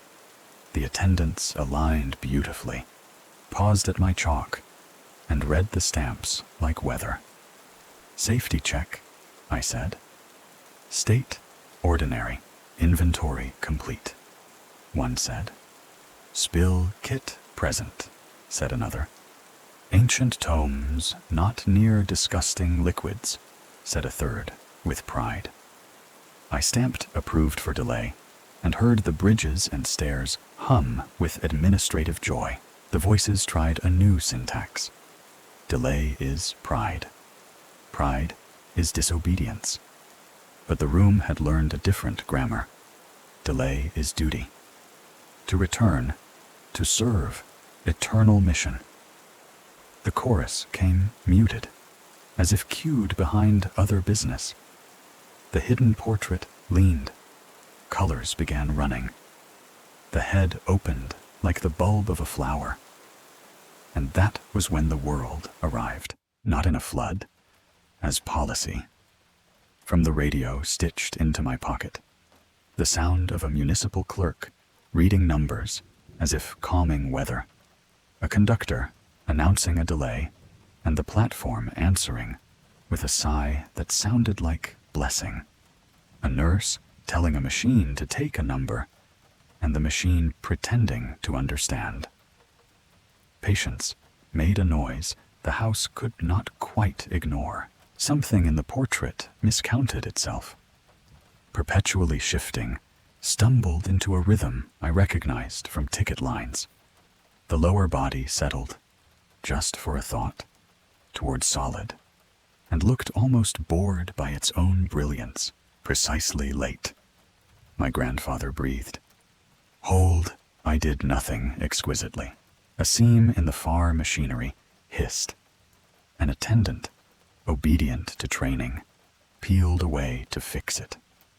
The procession paused without needing to be told. The nearly body, loyal to the new cult of ordinary, yawned with diligence. Modern electrical lights performed municipal light. Oil lamps and candles stayed ornamental. The giant arched entryway kept its mouth closed like a manager who has learned HR. The portrait pressed its last argument. How futile it is. The phrase had become a lullaby against which we had grown immune. I stamped noted on air and gave the stamp to the stitched small figure now at my elbow. It pressed noted on its own robe and stood straighter, as if attention could be a rank. Go, my grandfather said. And this time, the word felt like a blessing disguised as dismissal. Take a night off. Teach a town to wait for itself. We walked toward the spiral staircase. At the threshold, I looked back. Shrouded figures were still undeterred, but their hidden society had adopted a union rule. 10 breaths of quiet between attempts. The hidden portrait sulked in paradox. The grand hall was busy being ordinary. I climbed into weather that was not a metaphor, and sat where the step wears the shape of people who leave and return. I wrote a circular to ferry companies, to synagogues and mosques, to registries and barbers. If your work is sacred, let it be late. If your work is late, let it be kind. If your work is kind, you are already ordinary enough to win. I sealed the letters and addressed one to a place that does not take mail. Dustwall Manor. The stamp stuck anyway. I told myself I would rest, I lied. Rest is a room with lights on. Vigilance prefers the dark between bulbs. Still, I tried. Tea cooling on a windowsill. A book that didn't need me. A pen refusing heroics. Somewhere beneath, the house kept its appointments. Above, schedules learned to breathe when the tug came again. It surprised me, not by its strength, but by its courtesy. I returned in daylight, because daylight is an argument even stone respects. The grand vestibule breathed its marble. My footsteps echoed on the polished floor, as if approving themselves. The wide hallway hummed with tapestries and gold leaf. Alcoves, presenting trophies and artifacts, looked like they were finally trophies of leaving. I greeted the giant hardwood door. Let creatures of mythology and biblical scenes nod me through, and pretended not to hear the twisted, abominable beings hiss their old thesis down the spiral staircase, round and round and round, into stale, moist air and juicy light. And there was the grand hall, a monumental construction carved from the guts of the earth itself, lit by modern electrical lights and embroidered by oil lamps and candles. I paused and listened. The room sounded like a well-run station at the end of a line. Shrouded figures were undeterred, but their diligence had learned generosity. Walking corpses posted safety notices. Twisted heaps of flesh sanitized tools. Clay and stone golems checked handrails.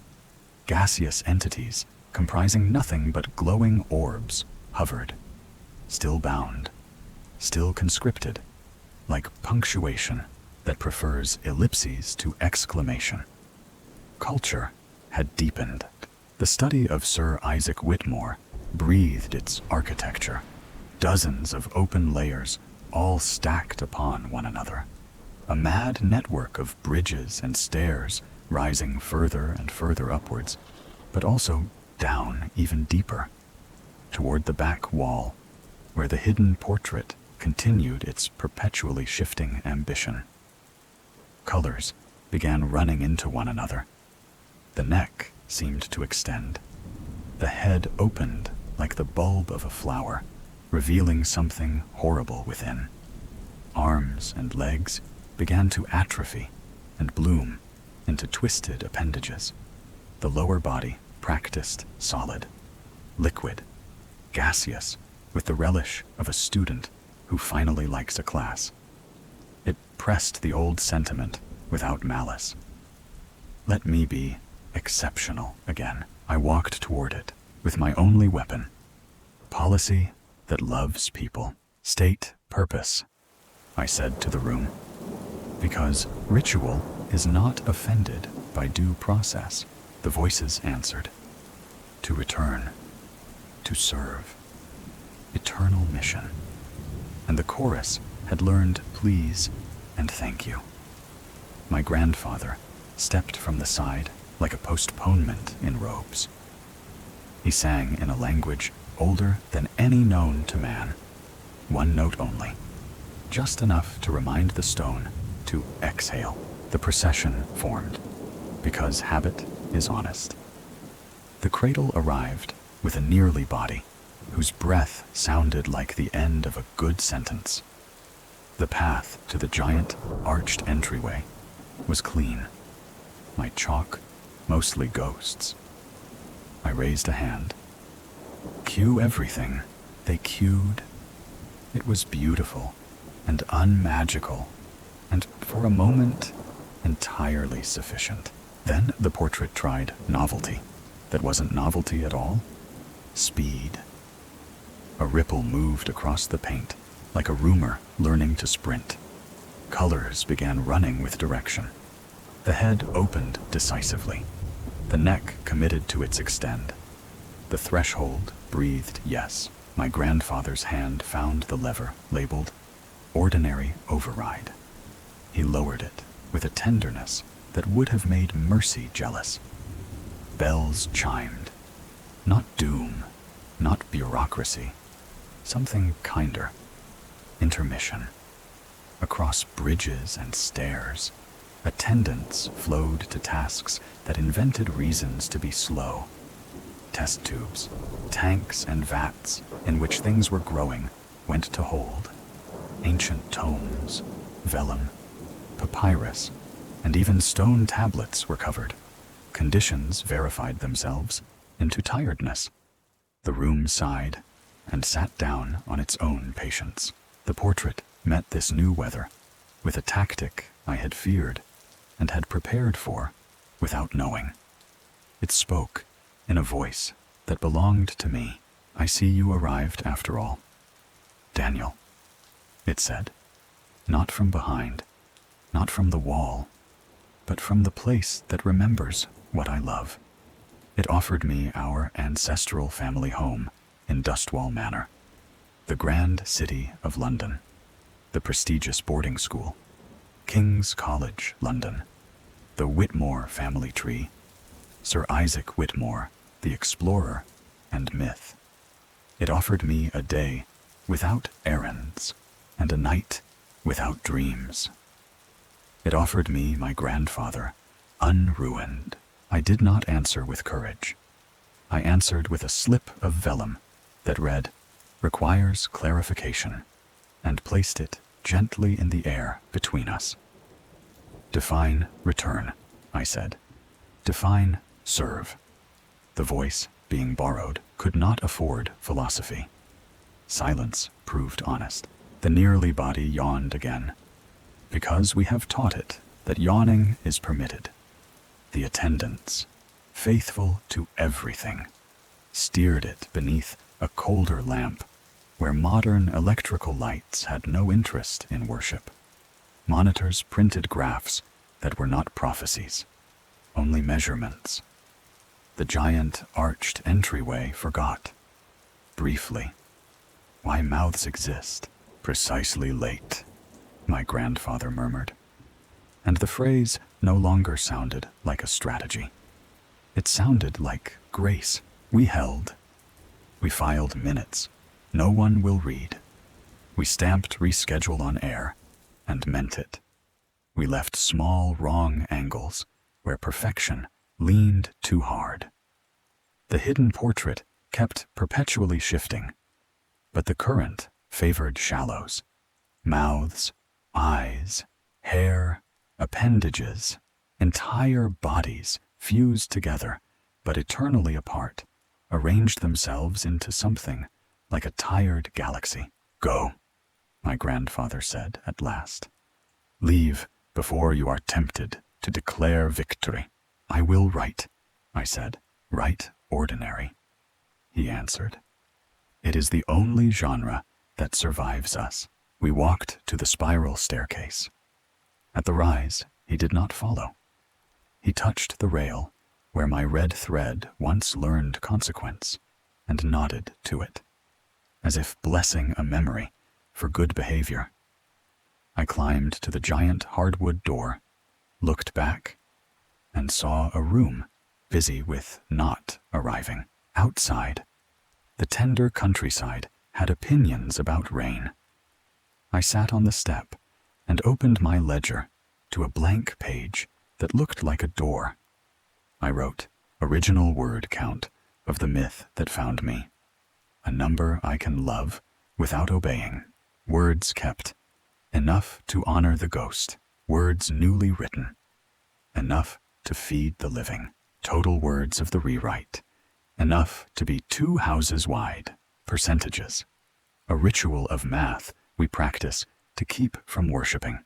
Then I added 5 prompts for people who make pictures of fear and patience. Subterranean registry, Gothic hall as government office, arched ceiling, mixed light, bulbs plus candles, chalk cue marks, robed attendants holding clipboards, misty stone, cool palette, ordinary override lever, close-up of tarnished brass lever on a ribbed console, Engraved plate, distant portrait blurred, flecks of dust in a single shaft of light.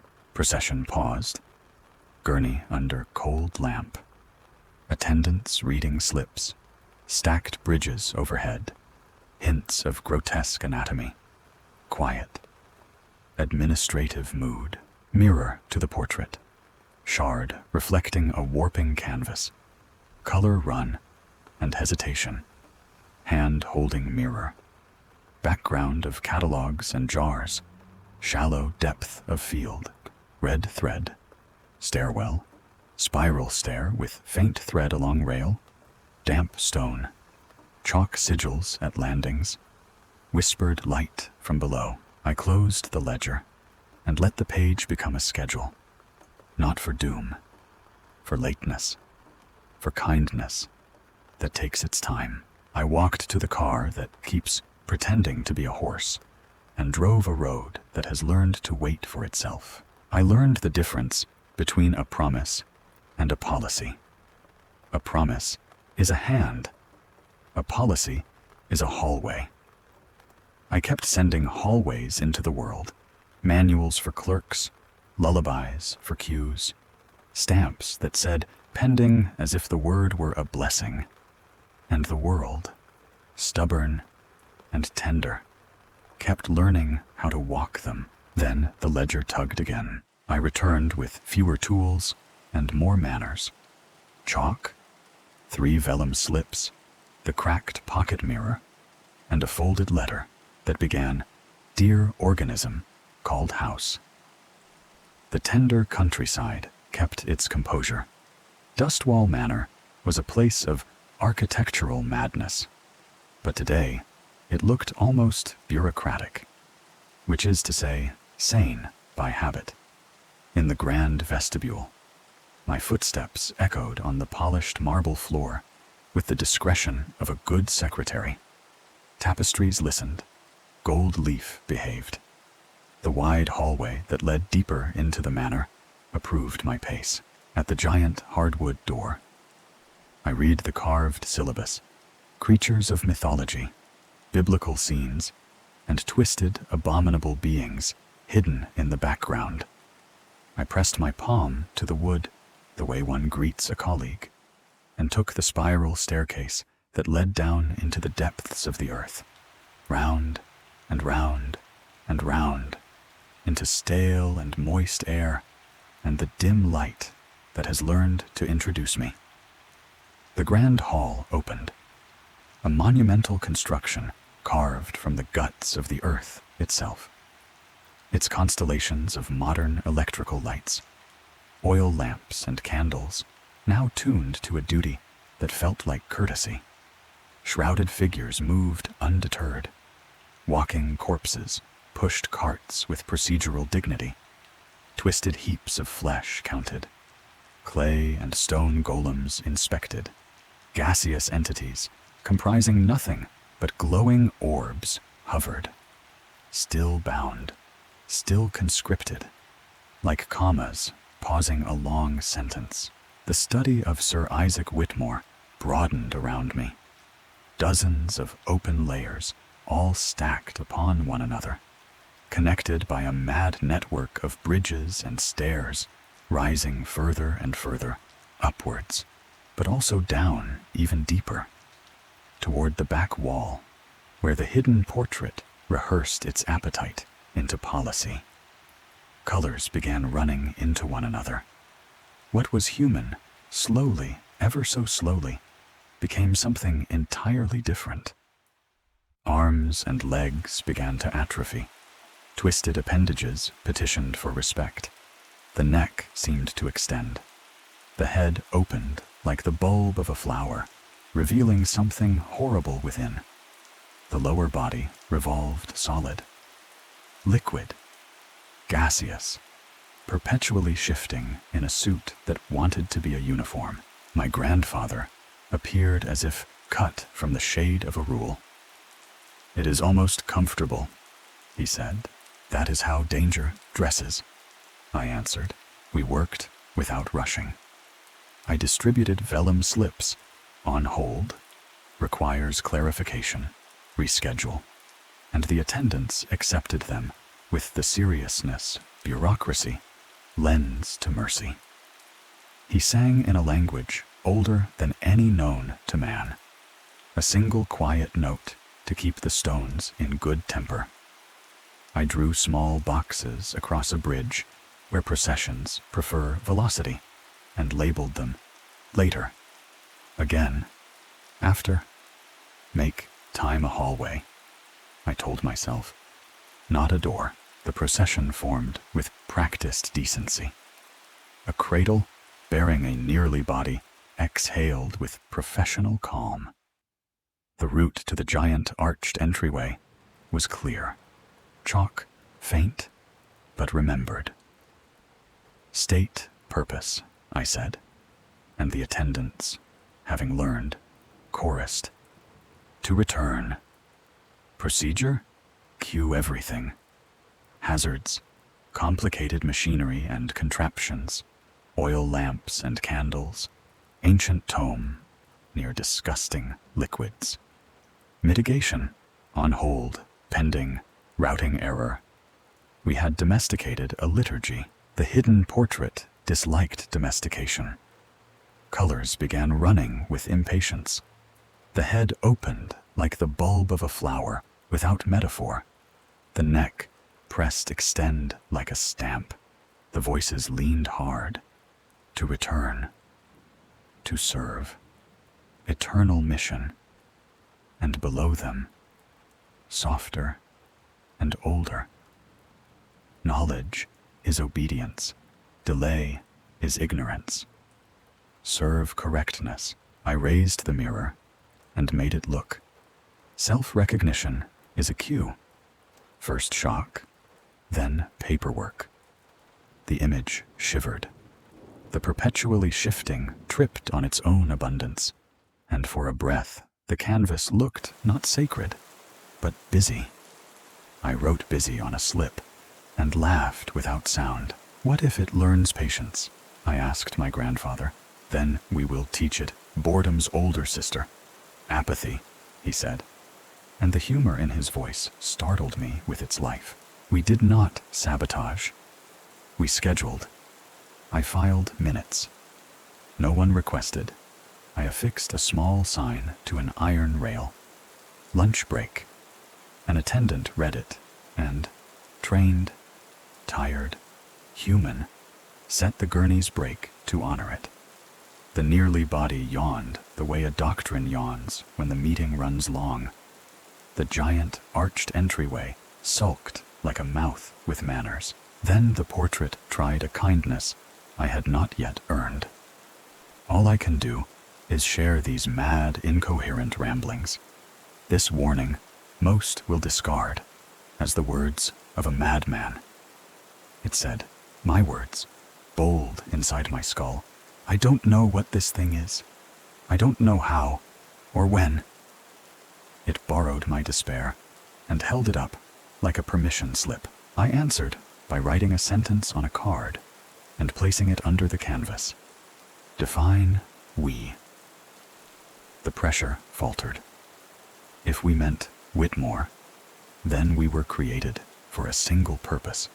If we meant everyone, then purpose thickened into kindness. The portrait could not carry both definitions without spilling. The room's rhythm softened. Modern electrical lights hummed municipal hymns. Oil lamps and candles stayed ornamental. The voices tried how futile it is, and the phrase came out like a clerk mispronouncing a god. Not futile, I said quietly. Scheduled. Go, my grandfather said. Before comfort convinces you to stay, we walked to the spiral staircase. At the threshold, he touched the rail, where once a red thread learned consequence, and left there a memory the color of waiting. I climbed to the giant hardwood door, looked back once at a room practicing restraint, and wrote in my pocket ledger, when appetite wears a tie, call a meeting outside. Weather filed the sky into compliant strips. On the step, I unfolded the letter addressed to the house and added a last paragraph. You taught me corridors as fate. I will teach you hallways as policy. You say all will be lost. I say, eventually, after the world has learned to love late entrances. I sealed it and, on a childish impulse, slid it beneath the door. There is a point where repetition ceases to be caution and becomes courage. I reached it sitting on the manor steps, watching hedges argue with a wind that had nothing to prove. The ledger in my lap weighed more than paper. I closed it and went back in, because some hallways you must walk twice in the same breath. The grand vestibule took my measure in open marble. My footsteps echoed on the polished floor with the quiet authority of someone who has learned the job. Tapestries remembered not to shout. Gold leaf kept the light on a leash. I moved down the wide hallway that led deeper into the manor, nodding at Venetian masks, knightly armor, clay tablets, Mesopotamian vases, and told them all. 5 more minutes. At the giant hardwood door, creatures of mythology and biblical scenes pretended to disagree, while the twisted, abominable beings smirked like footnotes that think they are authors.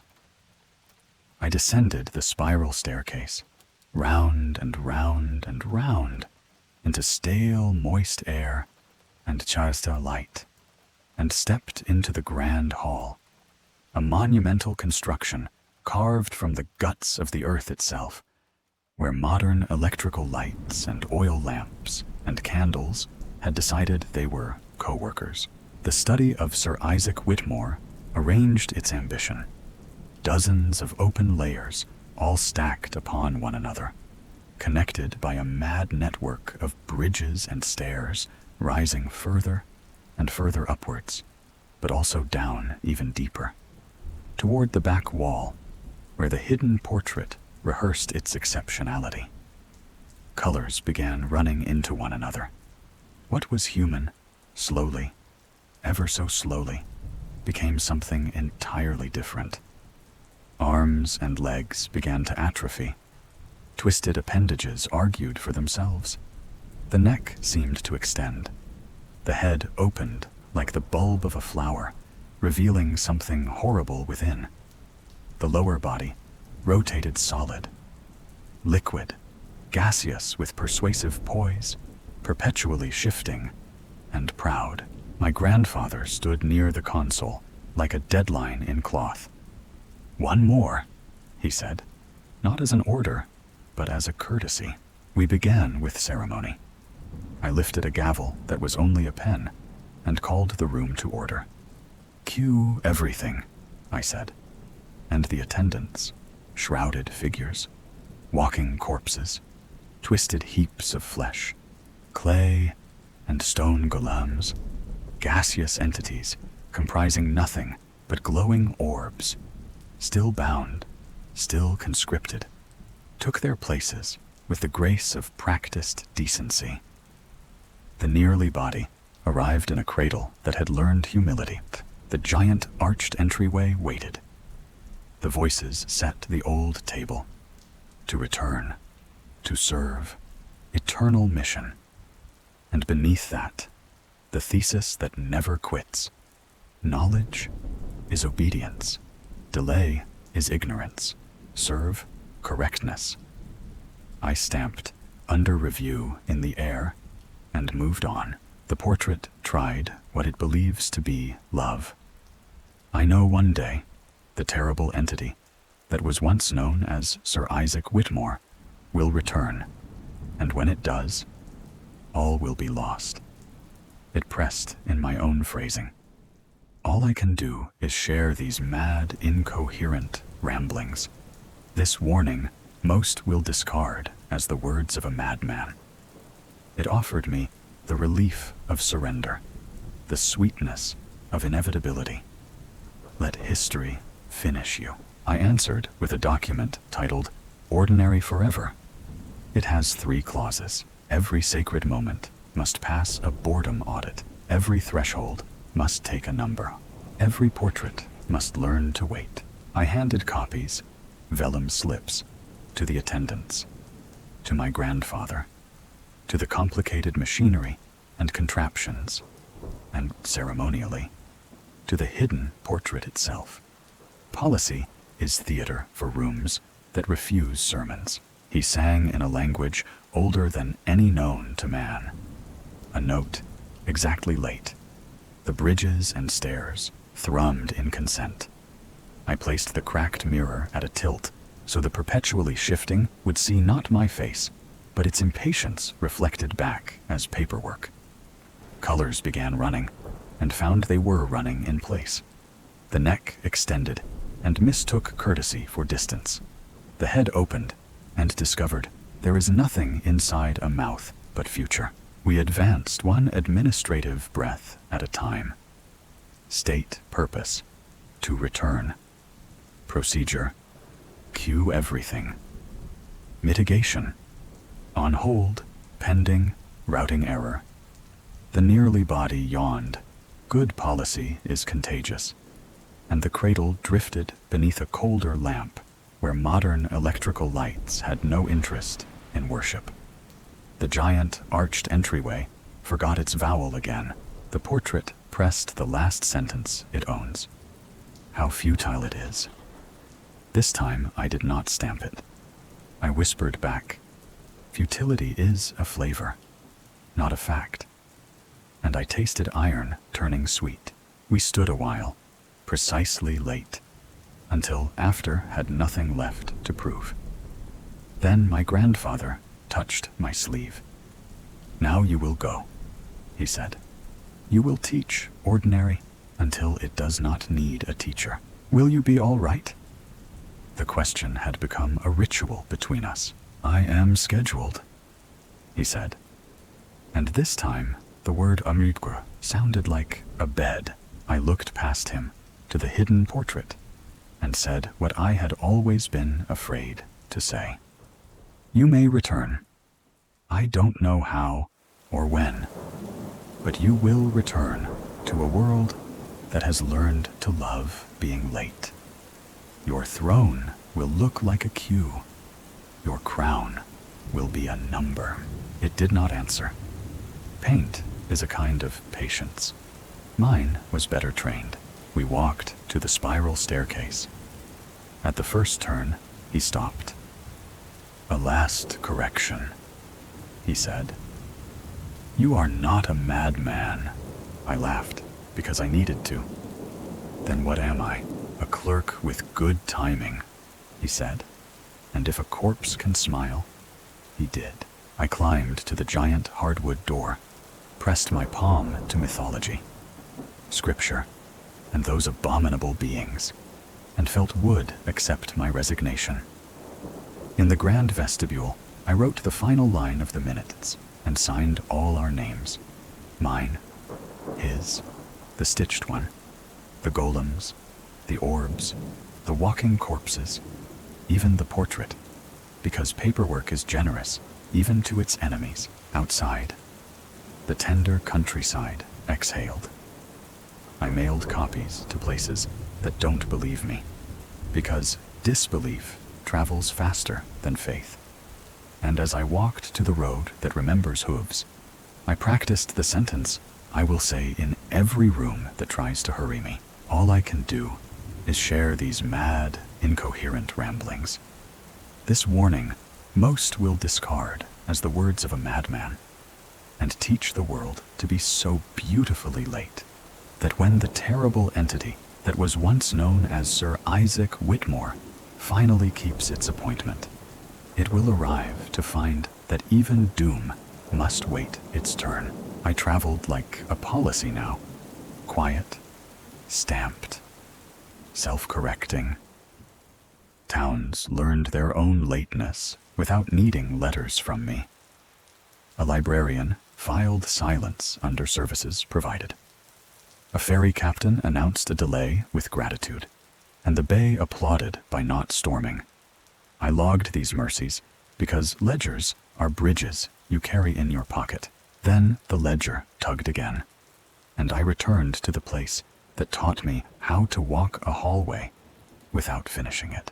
The tender countryside practiced weather around me as I turned onto the road that knows my indecisions. Dustwall Manor was a place of architectural madness. Yes, but today it looked like a clerk in a cathedral. In the grand vestibule, my footsteps echoed on the polished marble floor, and the echo sounded trained. I passed tapestries, costly hardwood paneling coated with gold leaf, and alcoves presenting trophies and artifacts, Venetian masks, knightly armor, German wood cuttings, Mesopotamian vases, Asian weaponry, and thanked each object for not hurrying my eyes at the giant hardwood door. I let creatures of mythology and biblical scenes judge me, and pretended not to notice twisted, abominable beings hidden in the background. I took the spiral staircase that led down into the depths of the earth, round and round and round, into air stale and moist, where dim light behaved like a clerk's lamp. The grand hall opened, a monumental construction carved from the guts of the earth itself, lit by modern electrical lights and oil lamps and candles, an amalgamation of the modern and the old that had agreed to a truce. Shrouded figures moved undeterred, but not inconsiderate. Walking corpses slowed for corners. Twisted heaps of flesh wore aprons. Clay and stone golems checked handrails. Gaseous entities, comprising nothing but glowing orbs, hovered, still bound, still conscripted, like punctuation that had decided periods were kinder than exclamations. The study of Sir Isaac Whitmore breathed like an organ. Dozens of open layers, all stacked upon one another, connected by a mad network of bridges and stairs, rising further and further upwards, but also down even deeper. Against the back wall, the hidden portrait rehearsed its appetite with administrative grace. Colors began running into one another.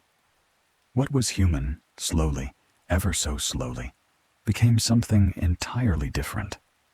Arms and legs began to atrophy. Twisted appendages curated themselves. The neck seemed to extend. The head opened like the bulb of a flower, revealing something horrible within. The lower body rotated solid, liquid, gaseous, perpetually shifting as if change were a resume. My grandfather approached with the careful gait of someone scheduled to last. "The house is almost comfortable," he said. "Then we must remain inconvenient," I said. We began with paperwork that loved people. I set a stack of vellum slips on a table. On hold. Requires clarification. Routing error. Reschedule. And the attendants received them as liturgy. He sang in a language older than any known to man. One quiet note to keep the stones from believing they were judges. We chalked bridges and stairs with modest zigzags that ask feet to remember they belong to bodies. The procession formed out of habit. A cradle with a nearly body practiced breathing. The route to the giant arched entryway shone with a cleanliness that wanted to be a promise. "State purpose," I said. "To return," the attendants answered. "Procedure, cue everything. Hazards, complicated machinery and contraptions, oil lamps and candles, ancient tomes near disgusting liquids. Mitigation? On hold, pending reschedule." I stamped approved for delay in the air, because air likes to be included. The hidden portrait disliked being included as a peer. It pressed its sentence into us. To return. To serve. Eternal mission. And below that, the old thesis. Knowledge is obedience. Delay is ignorance. Serve correctness. I held up the cracked mirror and let it see its perpetually shifting, dressed as policy. Colors began running and found no aisle to run down. Then it tried a generosity that would have impressed me when I was young. It offered to remove my fear. I see you arrived after all. Daniel, the pressure said, wearing a tone that remembered my childhood. All I can do is share these mad, incoherent ramblings. This warning most will discard as the words of a madman. It promised to keep my panic for me, like a bank. Let me be your schedule, it implied. Let me be the hallway you walk. I have hallways, I said. They are called people. And as if cued, the radio on my belt exhaled. A bus driver waiting an extra breath. A registrar telling a line. Take your time.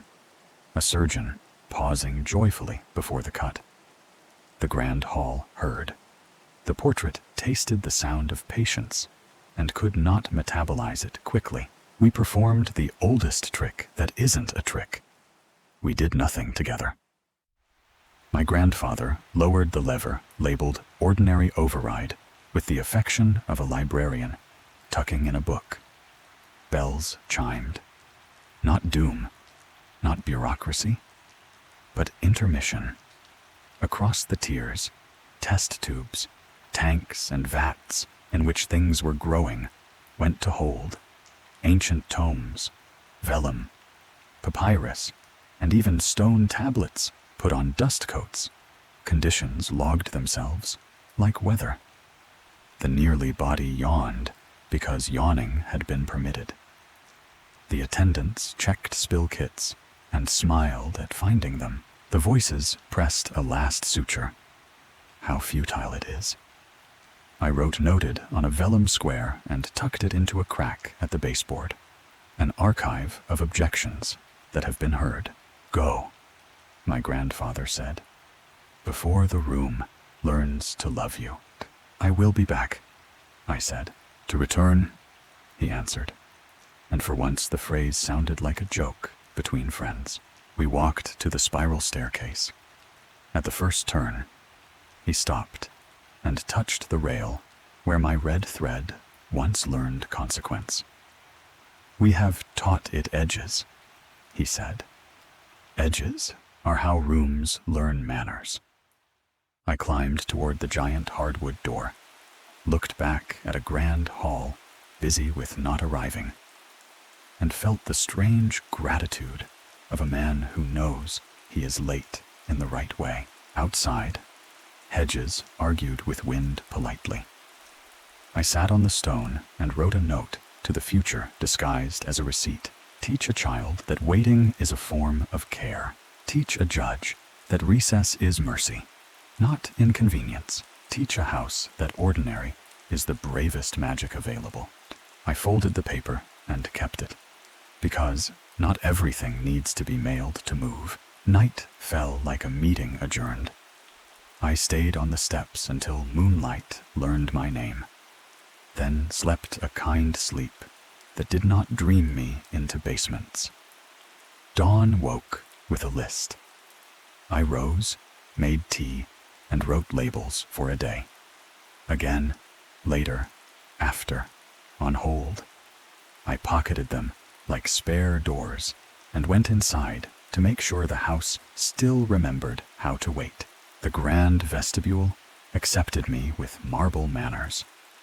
My footsteps echoed on the polished floor, the way stamps echo on envelopes. The wide hallway that led deeper into the manor offered tapestries and gold leaf without insisting on reverence. At the giant hardwood door, I touched creatures of mythology, biblical scenes, and even the twisted, abominable beings with a smile that had learned to be unafraid. Down the spiral staircase, round and round and round, into stale, moist air and Chimjihon light, to the grand hall, a monumental construction carved from the guts of the earth itself, where modern electrical lights and oil lamps and candles had learned each other's shifts. The study of Sir Isaac Whitmore breathed a calmer ambition. Dozens of open layers, all stacked upon one another, connected by a mad network of bridges and stairs rising further and further upwards, but also down even deeper. Against the back wall, the hidden portrait continued perpetually shifting. Yes, but with a rhythm that now included size. Colors began running into one another. What was human, slowly, ever so slowly, became something entirely different. Arms and legs began to atrophy. Twisted appendages negotiated. The neck seemed to extend. The head opened like the bulb of a flower, revealing something horrible within. The lower body rehearsed solid, liquid, gaseous, and paused between each as if checking a list. "Today," my grandfather said, appearing with the softness of a margin note, "we teach it silence." Silence?" I asked. "Not absence. Attention without speech." He sang in a language older than any known to man. Not a melody, but a held breath. The stones remembered to listen. I distributed vellum slips that said nothing. Blank policies that instructed the room to fill them with patience. Shrouded figures were undeterred in their quiet. Walking corpses moved softer than grief. Twisted heaps of flesh became geometry. Clay and stone golems stood at parade rest. Gaseous entities, comprising nothing but glowing orbs, hovered, still bound, still conscripted. Like commas taking a vow of ellipsis, the procession formed in silence, escorts in even number, a cradle with a nearly body whose breath no longer sounded like emergency.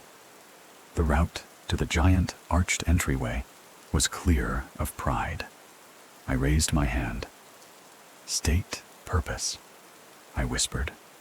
The attendants did not answer out loud. Their stillness said, "To return." "Procedure," the line breathed. "Cue everything." "Hazards?" Hands gestured to complicated machinery and contraptions, to oil lamps and candles, to ancient tomes that might be near disgusting liquids. "Mitigation?" Heads bowed. "On hold, pending, reschedule." The hidden portrait pushed pressure without sound. The old theses arrived as weather. To return, to serve, eternal mission. And beneath, knowledge is obedience. Delay is ignorance. Serve correctness. I answered with labels placed in the quiet, again under a railing, later on a wheel, after on a console, on hold above a switch. Colors began running and slowed. The neck seemed to extend and retracted voluntarily. The head opened like the bulb of a flower and closed like a lesson learned. The perpetually shifting attempted patience and discovered it wasn't hunger. Then it tried one last intimacy, the only one it had left. "We were created for a single purpose," it said inside me. And for a heartbeat, I nearly agreed. But the room, which had learned our language, answered first. The radio flickered with ordinary. A clerk's laugh in a queue. A child telling a parent, "I can wait." A nurse saying to a machine, "Your number will be called." The grand hall tasted this weather, and chose to be a station, not a shrine. My grandfather touched the lever marked Ordinary Override and did not move it. "It knows," he said. "The bell will ring itself now." The bell chimed. Precise, municipal, merciful. Test tubes, tanks, and vats in which things were growing went to hold. Ancient tomes, vellum, papyrus, and even stone tablets put on their coats again. Conditions signed themselves.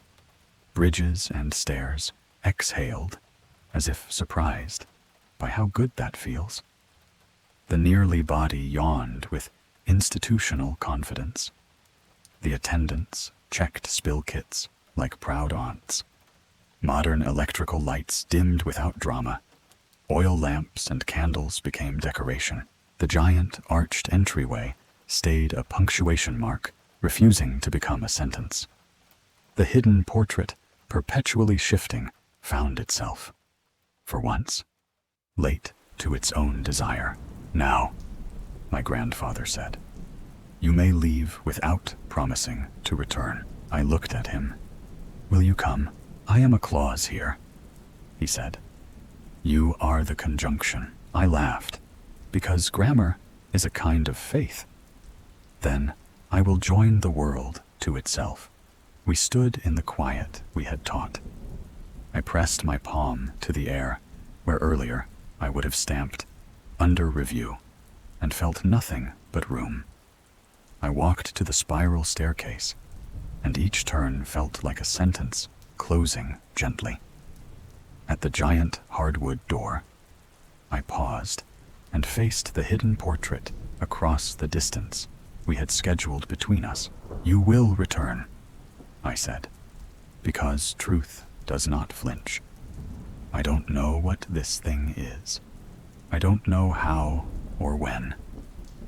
But when you do, you will find the world has learned to love being late, and your eternal mission will have to cue everything." It did not answer. How futile it is seemed tired of its own vowels. Outside, the tender countryside practiced a silence we had invented together. On the steps, I wrote the memo I had promised myself never to write, the one that ends a chapter without closing the book. Minutes. Ordinary, established as standing agenda item across relevant domains. Action items. Continue exporting lateness via habits, not heroics. Risk register. Exceptionalism attempting speed. Mitigation. Bells, slips, songs. Conclusion. No victory declared. Schedules shared. Doors taught to hesitate. Portrait pending. I folded the page into the ledger until paper felt like stone, and stone like paper. Then I walked toward a day with nothing urgent in it, which is to say, a day worth defending. I started a small guild of lateness, with no meetings and perfect attendance. We shared templates, how to stamp kindly, how to say later without making despair, how to interrupt the sacred with water breaks and minutes. The world did not convert. It adjusted, which is more honest. And yet the ledger tugged. Courteous as ever, I went back with a pocket of vellum slips. On hold. Pending. Routing error. Reschedule. A half stick of chalk. And the cracked mirror that teaches paintings manners. The tender countryside let me through like a rumor. Dustwall Manor was a place of architectural madness, but repetition had taught it posture. In the grand vestibule, my footsteps echoed on the polished marble floor, steady as policy. Tapestries and costly hardwood paneling coated with gold leaf watched like well-raised witnesses. I crossed the wide hallway that led deeper into the manor, nodded at Venetian masks, knightly armor, German wood cuttings, Mesopotamian vases, Asian weaponry, and arrived at the giant hardwood door where creatures of mythology and biblical scenes still performed, while twisted, abominable beings smirked, hidden in the background, down the spiral staircase that led down into the depths of the earth, round and round and round, into air stale and moist, and dim light that remembered how to welcome me. The grand hall opened, a monumental construction carved from the guts of the earth itself, lamp-lit by modern electrical lights with embroidery from oil lamps and candles, an amalgamation of the modern and the old, now fluent in checklists. Shrouded figures moved undeterred, but considerate. Walking corpses treated corners kindly. Twisted heaps of flesh wore aprons. Clay and stone golems inspected railings. Gaseous entities, comprising nothing but glowing orbs, hovered at posted heights, still bound, still conscripted. The study of Sir Isaac Whitmore breathed like a cathedral, practicing bureaucracy. Dozens of open layers, all stacked upon one another, connected by a mad network of bridges and stairs, rising further and further upwards, but also down even deeper, toward the back wall, where the hidden portrait rehearsed dignity. Colors began running into one another. What was human, slowly, ever so slowly, became something entirely different. Arms and legs began to atrophy into twisted appendages. The neck seemed to extend. The head opened like the bulb of a flower, revealing something horrible within. The lower body toggled solid, liquid, gaseous, perpetually shifting, as if variety itself were hunger. My grandfather approached, robe rustling like polite leaves. "It sleeps with one eye open," he said. "Then we keep watch with one eye patient," I answered. We set about the craft. He sang in a language older than any known to man, a single note to remind stone to be furniture, not judge. I chalked a small zigzag across a bridge, a nudge against procession. At the console, a placard still read, "Harmony alignment." I set dials from concord to almost, and from static to stasis with intentions. Policy disguised as tuning, the procession formed like a habit that respects itself. A cradle with a nearly body arrived, breathing like the end of a long sentence. The path to the giant, arched entryway was clean, but not eager. "State purpose," I said, "to return. Procedure, cue everything. Hazards, complicated machinery and contraptions, oil lamps and candles, ancient tomes near disgusting liquids. Mitigation, on hold, pending, reschedule." I stamped air with approved for delay, because air deserves a job. The hidden portrait pressed its silent sermon. To return, to serve, eternal mission. And beneath, the thesis that never learns. Knowledge is obedience. Delay is ignorance. Serve correctness. I answered with the mirror. It met itself and did not like the acquaintance. Colors began running in place. The neck seemed to extend, then apologized. The head opened like the bulb of a flower, saw nothing worthy of blooming, and closed with administrative grace. Then novelty disguised as kindness, a change in staffing. The small, stitched figure, the one who had once handed me a sliver, stepped forward without a handler and lifted a palm not entirely palm. "Attention," it said, and every robe in the hall, shrouded figures, walking corpses, clay and stone golems, even gaseous entities comprising nothing but glowing orbs, tilted toward the word. "Would you like the minutes?" I asked. It nodded. I gave it vellum slips and a stub of pencil. It wrote pending with a concentration I envied. The portrait disliked delegation. Pressure thickened. Take back control. My grandfather leaned near. Now teach it. Refusal. It can love. I turned to the attendants. "We will not proceed," I said, and raised a hand before the voices could shout how futile it is. Because ordinary is due its lunch. A pause rippled down bridges and stairs. Then work benches received covers. The nearly body's cradle slid beneath a colder lamp where modern electrical lights had no interest in worship. Charts stretched. A spill kit was admired. Someone straightened a sign that read, "Exit," with a tenderness that embarrassed me. We ate bread that wasn't bread. Down here, food is an idea. And I told a story about a bus driver whose favorite word was after. The room listened the way snow listens, by changing shape without complaint. The bell, ordinary override, didn't need a finger.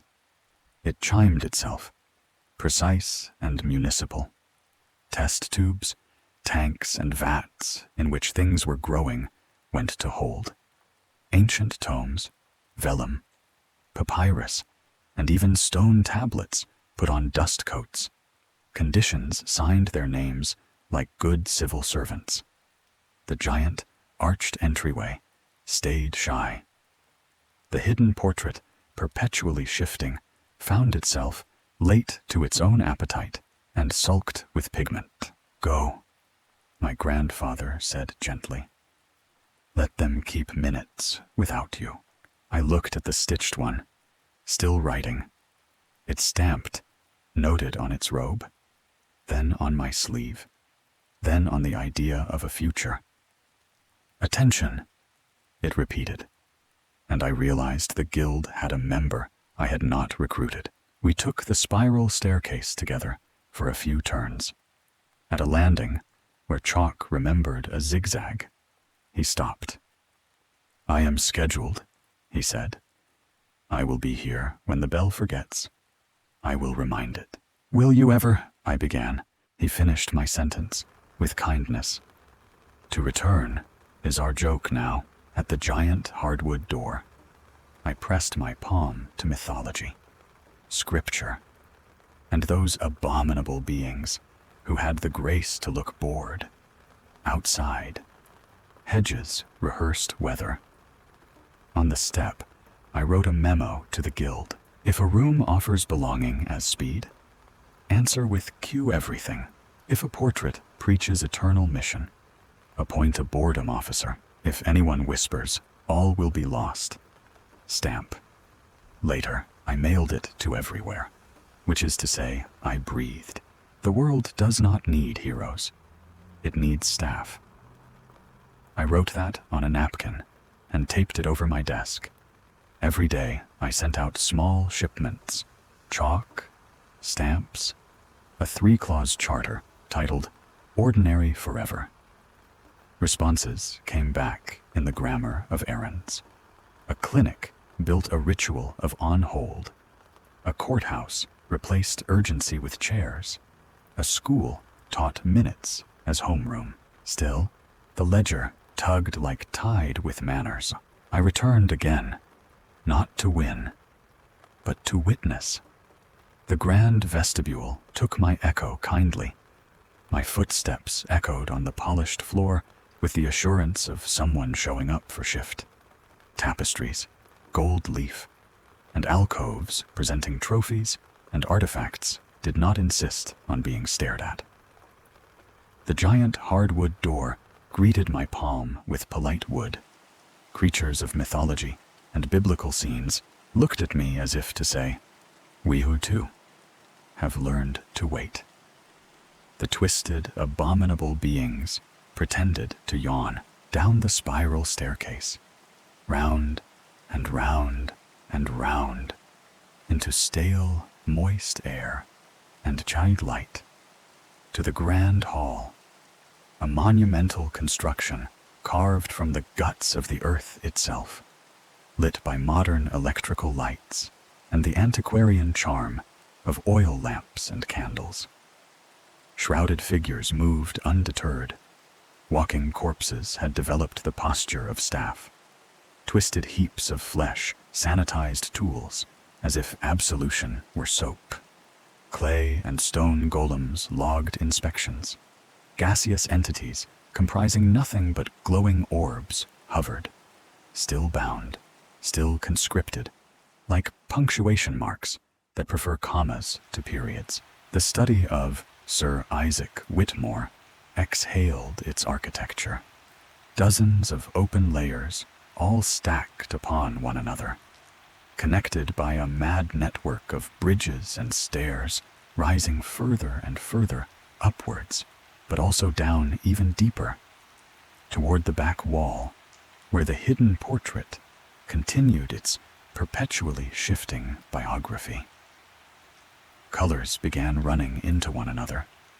What was human, slowly, ever so slowly, became something entirely different. Arms and legs began to atrophy. Twisted appendages wrote their resumes. The neck seemed to extend. The head opened like the bulb of a flower, revealing something horrible within. The lower body alternated solid, liquid, gaseous, like a calendar auditioning months. Appetite had learned etiquette. It still wanted. My grandfather waited by harmony alignment, a lever labeled ordinary override at his elbow, like a pet that had learned gene trick perfectly. "We have reached the durable part," he said. "How do you know?" I asked him. "Because I am bored," he said. And we both smiled. The procession formed. Not because pressure insisted, but because procedure asked. The cradle with the nearly body arrived beneath a colder lamp, where modern electrical lights had no interest in worship, and waited like a patient whose name will be called in due time. The path to the giant, arched entryway gleamed with dignity. I raised my hand, and the room answered with silence that felt like applause. "State purpose," I said. "To return." The attendants breathed. "Procedure?" "Cue everything." Hazards? Complicated machinery and contraptions, oil lamps and candles, ancient tomes near disgusting liquids. Mitigation? On hold, pending reschedule. I stamped air with approved for delay. The stamp left nothing visible. That is how faith often works. The hidden portrait pressed its legacy arguments like bruises. To return, to serve, eternal mission. Knowledge is obedience. Delay is ignorance. Serve correctness. I stepped closer with the cracked mirror and let it watch boredom hold. Colors began running in circles. The neck seemed to extend toward a world that refuses to sprint. The head opened like the bulb of a flower. And the flower remembered that blooming is not the same as devouring. The perpetually shifting discovered a stutter it could not style as sacred. Then it tried the last seduction that still owns me. Truth. I don't know what this thing is. I don't know how or when. It gave back to me, unsarcastic, almost tender. We were created for a single purpose. Yes, I said. All will be lost someday. But before that day, a great deal can be found. We can find ordinary. My grandfather sang in a language older than any known to man. Just one breath of it. and the bell did not need the lever. It chimed itself, punctual and municipal. Across bridges and stairs, test tubes, tanks and vats in which things were growing went to hold. Ancient tomes, vellum, papyrus, and even stone tablets covered their faces politely. Conditions wrote their names without flourish. The attendants checked spill kits with the professional joy of people who trust the room. The nearly body yawned and fell asleep, which is a kind of vote. The giant arched entryway remained an unspent vowel. The hidden portrait, perpetually shifting, dimmed to a patience that wasn't pretending. It would wait. We had taught it how. Go, my grandfather said. And for the first time, his voice sounded not like paper, but like weather. Ordinary, necessary, beyond argument. Leave the guild to the guild. Leave the room to the room. I took out the final vellum slip I had written for myself a long time ago, return ticket issued, and tore it neatly down the middle. I will come if needed, I said, not because I promised, but because I belong to the same hallway. Good, he said. Belonging, when not rushed, is another word for attention. We stood a while, because standing a while is part of the work. Then I walked to the spiral staircase, feeling each turn like a sentence period. At the giant hardwood door, I faced the hidden portrait across our scheduled distance. When you finally keep your appointment, I said gently, you will find a world that cues everything. Your eternal mission will have to take a number. Your mouth will have to learn to wait for its words. It did not respond. Pictures rarely do when you talk to them like co-workers. How futile it is. Tried to rise and then sat down again, like an old man remembering a joke. Outside, the tender countryside honored the day by doing nothing memorable to it. On the step, I wrote my last memo to the guild and the world. If a room asks for worship, offer minutes. If a portrait asks for speed, stamp pending. If a family asks for destiny, answer. Reschedule. If someone whispers doom, reply after. Then I put away the chalk and the stamps. Not forever. Not even for long. Just long enough to let ordinary do the heavy lifting it has always been capable of. I walked down the road that remembers hooves and gave the day what it asked of me. Attendance. I left the house to learn how doors work when you are not inside them. I walked lanes that smelled like chores and wrote the day a receipt. Paid in attention. The world kept its appointments with weather. I kept mine with ordinary. Only then did the tug become a suggestion I could refuse. When I returned, because refusal is not erasure, the tender countryside offered hedges like patient borders. The grand vestibule accepted the soles of my shoes, as if they were signatures. My footsteps echoed on the polished marble floor, not loudly, not shyly, just enough to be accountable. Tapestries minded their own stories. Costly hardwood paneling, coated with gold leaf, refused to glitter too fast. I thanked the hall for acting like a hallway. At the threshold, I palmed the giant hardwood door, where creatures of mythology posed with biblical scenes, and twisted abominable beings pretended to read the minutes. Down the spiral staircase that led down into the depths of the earth, round and round and round, into stale, moist air, into dim light, clean as an oath. And the grand hall rose, a monumental construction carved from the guts of the earth itself, lit by modern electrical lights with the company of oil lamps and candles. The hidden society moved undeterred and unhurried.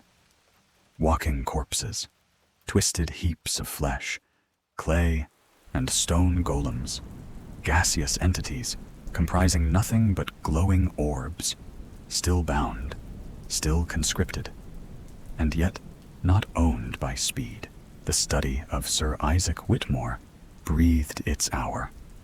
Dozens of open layers, all stacked upon one another, connected by a mad network of bridges and stairs, rising further and further upwards, but also down even deeper. Against the back wall, the hidden portrait continued perpetually shifting. Colors began running into one another. What was human, slowly, ever so slowly, became something entirely different. Arms and legs began to atrophy into twisted appendages. The neck seemed to extend. The head opened like the bulb of a flower, revealing something horrible within, and the lower body paced solid, liquid, gaseous. I felt the old pressure try a new politeness. Let me be the exception again. My grandfather waited by the console labeled Harmony, the lever, ordinary override, resting like a well-fed animal. He did not speak first. He let the room use its inside voice. When he finally did, it was to say the simplest sentence I have ever loved. "We did not hurry," I answered. "We won't?"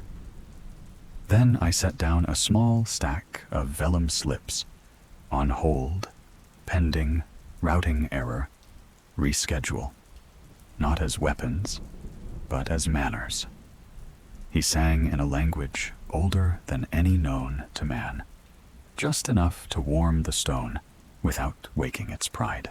The procession formed, not at a command, but because procedure is a kindness. A cradle arrived, and the nearly body breathed like a person who trusts a chair.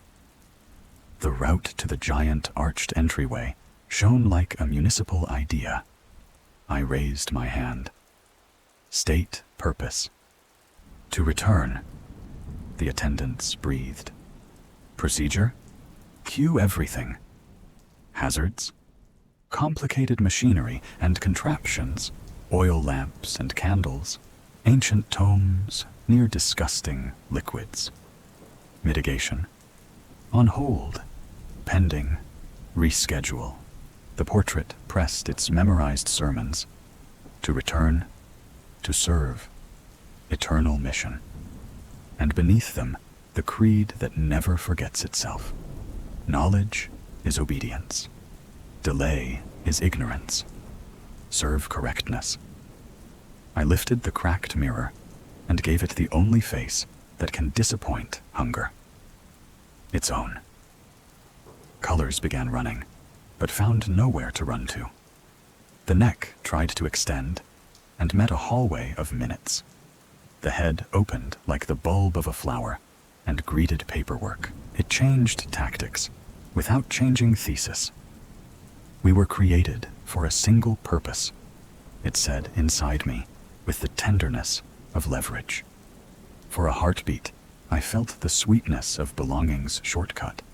Family is a fast hallway. I let the feeling exist, and then scheduled it. Purpose, I said aloud, is not a whip. It is a cue. I wrote the word on air, and did not need the ink. The voices dug up their oldest grave. How futile it is. The phrase, exhausted and still trying to sound tall, drifted down like dust that used to be a statue. I smiled. Futility, I told it, is a flavor we don't serve. The nearly body yawned because it had permission. Attendants checked spill kits because professionalism is love wearing gloves. Test tubes, tanks, and vats in which things were growing slid to hold. Ancient tomes, vellum, papyrus, and even stone tablets put on dust coats. Conditions signed their names without flourish. The bell chimed itself. The giant, arched entryway forgot its vowel on purpose. I turned to my grandfather. If this is an end, it must be an end that keeps working. He nodded, bone agreeing with climate. Then we do the work of endings. We stop promising. So I did not vow to return. I placed a single envelope on the console, addressed to the organism called House, and inside I left a card that read, "We will be late together." On the back, I wrote, "I don't know what this thing is. I don't know how or when," and signed it with the small, brave name that once belonged to a boy who was never allowed to roam the endless halls of Dustwall Manor unsupervised. I walked the perimeter one last time and found the stitched figure, the one who had said, "Attention." It held a ledger now, tiny as a palm, and on its robe, the stamp noted, repeated like a quiet spell. I pressed a slip to its hand. Minutes approved. It nodded, which is how angels bow when they are tired of wings. Before the stairs, the hidden portrait tried one more truth, because lies had grown expensive. I know one day the terrible entity that was once known as Sir Isaac Whitmore will return, and when it does, all will be lost. I did not argue. All will be lost, I said, in the way a sunset loses daylight, slowly enough for gratitude. I placed the cracked mirror at its base, tilted so the canvas would forever see itself arriving after itself. We climbed 2 turns for memory, 1 for mercy. At the top, wood remembered my hand. In the grand vestibule, Echo did what Echo does. It made a plural of a single step. Outside, the hedges practiced not caring about legends, and succeeded. I sat on the stone and wrote the last minutes, which are not last at all. Agenda item 1, teach ordinary to strangers. Agenda item 2, let doors hesitate. Agenda item 3, when doom arrives, require it to take a number. Action items assigned to everyone, which is to say, to no one in particular. The meeting adjourned itself. I did not bang a gavel. I folded a page. If you need a moral, take this. Ordinary is not the absence of miracle. It is the miracle that agreed to stay. I will go where the day keeps its small appointments, and if, somewhere beneath or beyond, a canvas clears its throat, it will find a world busy being gentle, and it will wait its turn.